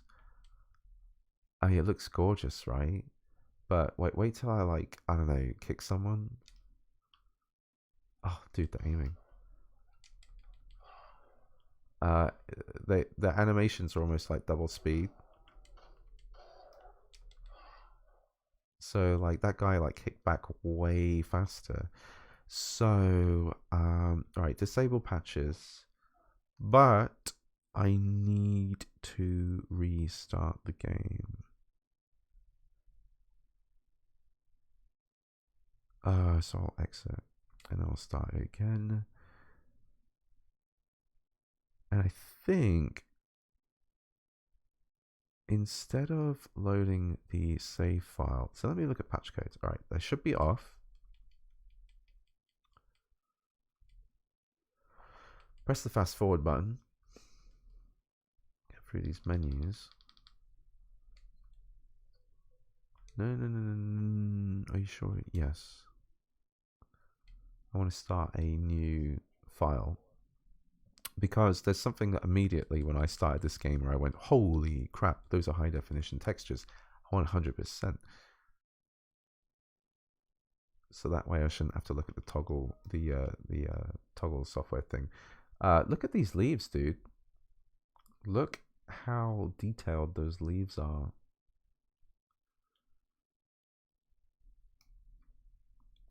And we're running this at what, like 2.5x, so that's like 1080p. I don't know how in-depth this HD texture pack is, because obviously they did one for PC with insane detail. Like it went on for years. I very much doubt this is that texture pack. I think that one is PC exclusive. But if you wanted to relive Resident Evil 4 again with HD textures, because on Android, you know, obviously you can't play the PC version unless you streaming from your PC or something, right? So what can we have a look in here? Like those walls are definitely very sharp.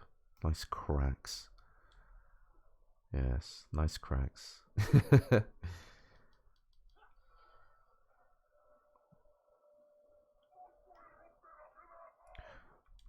Honestly, that to me that sounded like those boys are ripping arseholes. I swear, that's what I hear every time.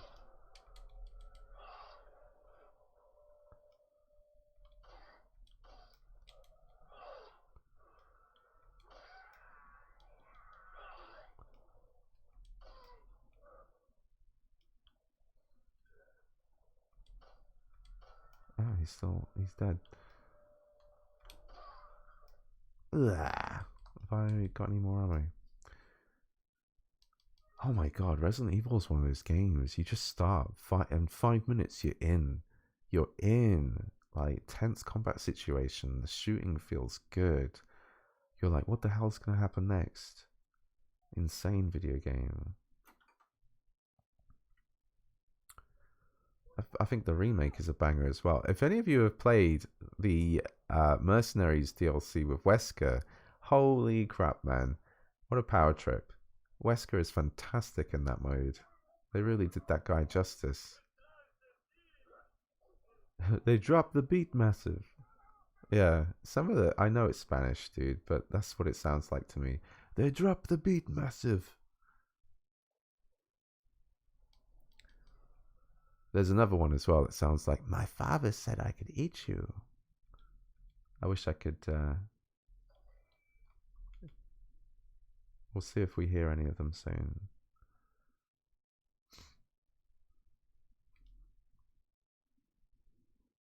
So crisp. Hey, fucker. You're like, why are these guys speaking this way? Those boys are ripping assholes.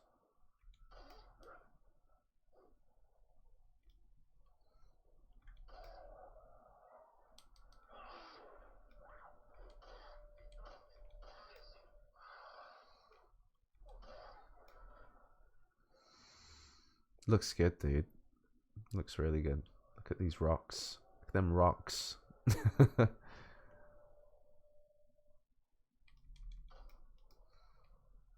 Okay, you know what? If I honestly, I could. This will be a 3-hour video if I keep this up. Oh my god, SSX free. I wonder if there's HD textures for that. I'm sure I would have sent them. Rogue Galaxy's a game I'd like to see with HD textures for sure. You can do it with Shadow of the Colossus. There are HD textures for that, but I'm not too interested in that. But I got a ton of PlayStation 2 games here I can always play on. Someone asked me about the blur effects in Konami games, and there's a... Let me see if I can find this. If it's a skip draw function, I would assume this is in advanced settings. No. Let's check graphics first. Not there. In here. Graphics settings.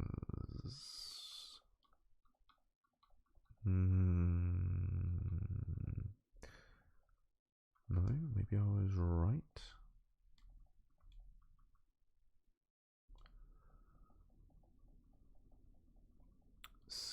draw.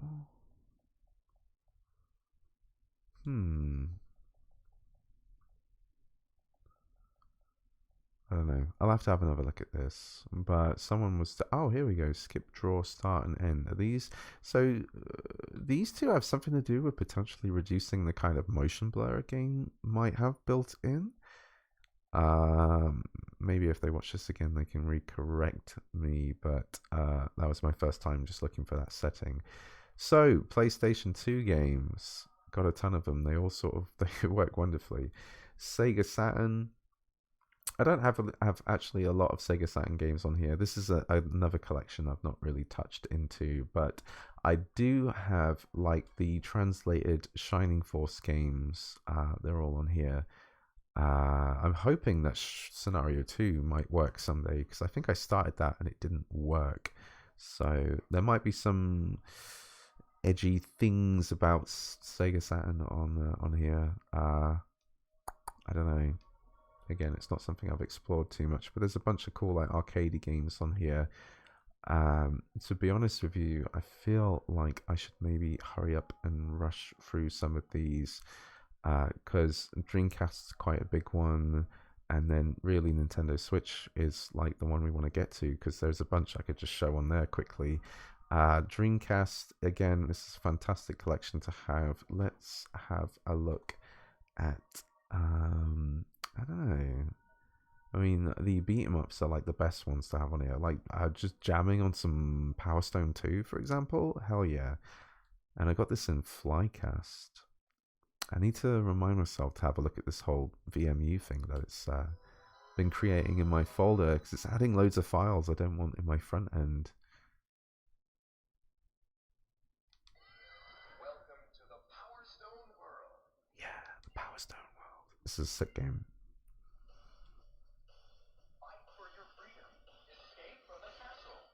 Escape from the castle.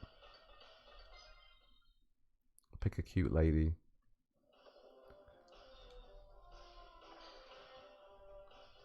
Oh, we got to jump to it, haven't we? A solid beginning may lead to a perfect ending. Go for it. He sounds a bit like Stephen Colbert. Oh, I had to pick a blue stage, didn't I? God damn, I need a new camera.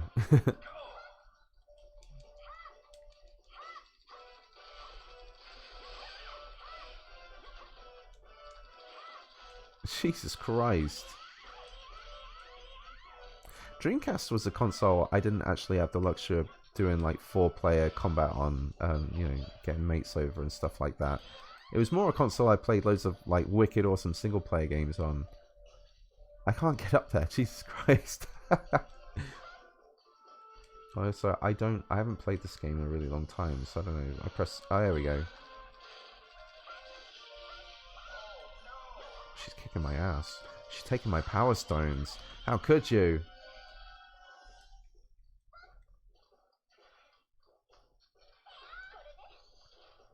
Hey, get out of here, bitch. Holy crap.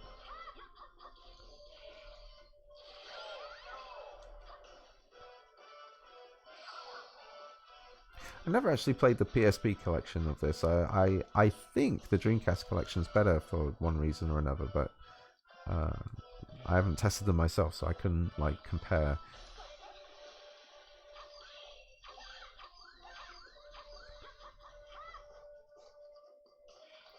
You know what? Here's something. If they make a whole new Smash games in the Smash Brothers game in the future, and they make it like this. I mean, I guess there wouldn't be as much of a skill to it compared to Smash. I know there's massive comp scene in Smash. Like, how could they make a game like this more comp-like? But I reckon a Smash game like this could be pretty dope.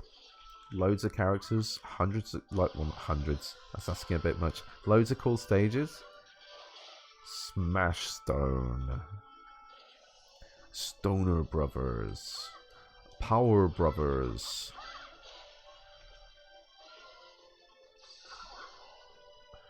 I need one more gem.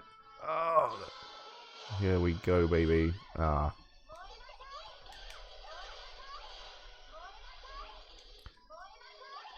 she's a beast.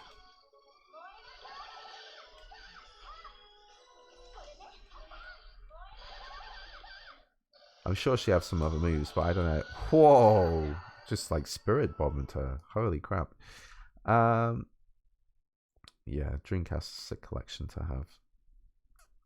And obviously the Odin 2 does it very well, very easily 1080p. So yeah, I'm not going to bother like jamming through Super Nintendo and stuff. I already shown like RetroArch and like spinning through things. So let's just dive into Switch. But before I do this, I actually have to swap my game profile from Xbox to Odin, which I can do very easily here on Pegasus. It's really not that big a deal. You know, it'd just be nicer if I could remap the buttons in Yuzu. And I have like a ton of games on here, and there's actually a few of them I'd love to like show off because I've been looking at a few more. Someone asked me about this. I'd love to tell you that Nier Automata, works, but it doesn't. It plays enough, but the intro is so long, and you get to the first like actual combat with oh my god, what's her name? B2? No. I can't think of her name. I hope it's B2. And yeah, then like a mini boss comes and then the game crashes. So I think, you know, it needs time. I think the Odin 2 could do it. But, you know, so I actually just want to show Dark Souls again because I've been playing more Dark Souls, and I'm honestly just surprised that this game runs 30 FPS consistent, and I just have not seen any errors at all. It's crazy. I actually can't believe it. So, like, was it last night or the night before? I was just playing it a bit more in bed, and you know, I have this on multiple things. I'm a big Dark Souls fan, and it's just one of those games where you just like start playing it for 20 minutes, and you get so like into the progression of this game, like exploration and tough combat. It's just constantly rewarding. And I'm somewhere really dark again, aren't I? I am so sorry. For your guys' amusement, I'm going to fight a dragon. But I did the gargoyles in one of my other videos, and I played more. I've done a bunch of other stuff. I'm probably going to go find my way down to Quelaag now when I start playing it again. Big ass dragon here. I took his tail as well for fun. I don't really need his weapon, but yeah. If we stand here and just keep, I don't think we have to move forward, but he will come down. And that's your opportunity to run past him and get through the gate. But otherwise, he'll come down. If you take a moment, you can attack him. But if he does this attack where he does that and you're underneath him, he will kill you. He will one-shot you if you don't have much health. Is he going to do it again? Yeah, I'm dead. I don't want to look up a guide, but fighting that dragon is a pain unless you're really strong and got lots of health. So yeah, in another video, I showed a whole bunch of Dark Souls Remastered. Works fantastic on here. What really surprised me, really did, is Dragon's Dogma Dark Arisen works pretty well on here. There's only one big downside. It's that the lighting sort of flickers in different locations. So your lantern, certain locations when the sun is out, you'll see like the shadows flicker on and off. And I don't think there's a kind of light fix like there is for Dark Souls. So if you're interested in Dark Souls, do watch my other video because I show where I get that fix and where to place it, and also mention that you need the latest update for the game, just in case. But for some reason, they don't have that in this. So it runs really well, but you have to bear with the fact that the lighting will flicker. And apparently it's been an issue for like a fairly long time. So I have no idea if this will be fixed anytime soon. But Dragon's Dogma is a sick-ass game. I can't believe this game is like over 10 years old. I remember playing this over 10 years ago. I played it 3 times in a row. I so loved this game. to the point where I had to ask myself, is this better than Dark Souls? And it's like, now I'm like, dude, I can't compare. But Dark Souls is its own beast. You can't deny it. But I fought like crazy creatures. There's only a couple occasions where it dipped down to under 30, and usually it's because there was a lot going on. Can you run in this game? I can hear the fan going actually in the Odin. Let me turn this up a bit.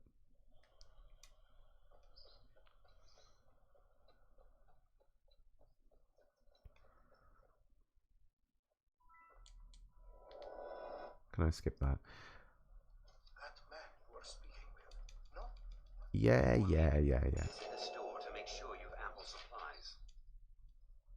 Now I'm wishing I played a bit more of this. Can I not go out the door? Can I jump down the well? I think there's a well near here. I can jump down and do combat. It's covered. I'll just kill the civilian then. The channel needs content. Don't run away from me. I love the combat in this game. Such a cool combat system for an RPG like this. It made games like Skyrim look especially boring. It really did. But yeah, look, you see these shadows flickering, and I wish there was a fix for it, because otherwise this game is running really well. And it'd be like a solid kind of game to have on your Switch. And yeah, I just want to say, like, I find testing Switch games on here to be really interesting. I didn't buy the Odin 2 to play Switch games, and you can see with like how I've dressed it up now. I want to play like PlayStation 2 and below. Like, that's how I see this machine. I have a Switch. I have bought loads of Switch games. I want to continue supporting developers who make games for the Switch, 100%. But you know, so I get the games I want, but it's also really cool just testing things on here. Also, Dragon's Dogma 2 comes out next year, and it's gonna, yeah, I'm really looking forward to it. So if you've never played the first one and you got time, give it a shot, man. It's pretty crazy. And a bit of advice, you know, don't just play it once. I wouldn't say it's near automata levels of needing to be replayed, but it's worth it. It's definitely worth it. So, I'm trying to think if there's another Nintendo Switch game on here I could surprise you. Some of these like indie games, for example, they're not super worth looking into. Like, you might find one that doesn't work for some reason, but most of them pretty much do. Still, Metroid Prime Remaster still doesn't work. I'd love to see that one working, just because I'd like to see the Odin 2 like performing it. That would be sick, right? And games like Red Dead Redemption aren't working. But yeah, I've acquired quite a large category now of Nintendo Switch games, and I'm honestly blown away by the amount of them that do actually play well. But some of them still have their problems, and they've lingered for a while. You know, let's say Triangle Strategy. There's black screens when you try and get in game. You can't actually play it. You know, so I still consider the Nintendo Switch you know, catalog rather of games to be rather mixed, and I would not tell someone to buy an Odin 2 to play Switch. Like, don't do it. Even though there's definitely stuff you can play, but if you bought it for like Tears of the Kingdom, for example, it's not going to run perfectly. Like, don't do it. Whereas if you wanted to play a mixture of 2D titles like Time Spinner, for example, you can play that kind of thing. And in that sense, you have like a rather eclectic range of titles that will work on this, and it's super cool. I'm still surprised Bayonetta 2 runs as well as it does. Super good. Yeah, Nintendo Switch. And I don't think it's too worth going into Wii. It's very similar to GameCube. Like, and I looked at a couple of these games in my texture video. So, yeah, I got a bunch of Wii games on here as well. So, what is on my Odin? Well, all of this, really. I kind of feel like this video was a bit bloated. I don't know if it's super handy for some people. It might be interesting for some. This page looks cool too. Like the recently played games. Like, what do you want to get back to? Yes, I want to get back to Mazurna. Oh, wait. No. What's the back button? This is the back button. Where's Odin Settings? I want to change that back to Xbox. Like, yeah, I want to get back to Mazurna Falls. Holy crap. Is it not going to load my save state? Oh, does the front end not do that? And we didn't save either. Yeah, I'm kind of curious about that game. That's a game I definitely could play. Like, over Christmas period, if I have, like, nothing to do for a while, which is probably the case, given the kind of work I do with music, a lot of developers and people, they do have the Christmas period off, and a lot of people will not be working anyway. So it's a good time for me to, like, lay low and say, like, oh, I'll play a bunch of these Odin games, because, to be honest, there isn't anything new coming out on new consoles that I'm really interested in. Yeah, I'm waiting next year now for, like, new titles I'll be potentially really into. So this is my finished Odin 2. I really don't think I'll add much more to it. It's got the games that I want. It has the HD texture packs for games I'd like to play in the future because it's got the power to do so. We've got the lovely PlayStation buttons, PlayStation logo. I mean, seriously, it really does look like something that could be coming out now. And if it was a PlayStation 2 device, you'd be like, holy crap, I absolutely want one. And yeah, and it plays all the PlayStation 2 games upscaled. So super cool device.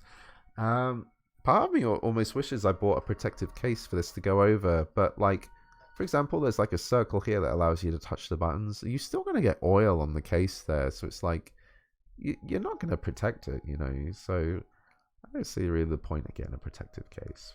The thumb grip's definitely worth it for the height. Yeah, dude, that's my Odin 2. I can't believe this video is nearly 3 hours long. That's insane. I really hope that you guys enjoyed it in some capacity, either some of it, all of it, gave you some ideas.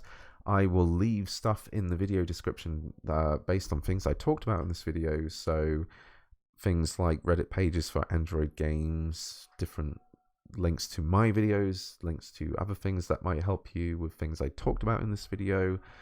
And if you have any ideas yourself, things you've done with your Odin, yeah, leave it in the comments. Tell me what you've done with your Odin that I haven't. Tell me what might be a really cool idea. But obviously, some things I've already done with my other Odin, like, for example, getting crosscode, for example. You can get that on Steam and port it over to Android. That was, like, done by fans. You can get Trials of Mana working if you sideload it a certain way. I did a video on that. So you could absolutely do that on your Odin, but I've decided not to. I've decided to make this very much an emulation machine. So I believe that's everything I wanted to cover. I can't think of anything else I really want to get into. Maybe I could tell you that by going to display,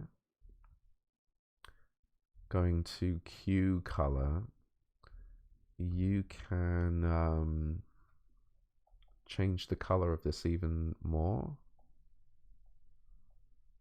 I think it's like originally off, but if you turn it on, it like increases the saturation even a little bit more. Just trying to think if there's anything else I've done. I think that's about it.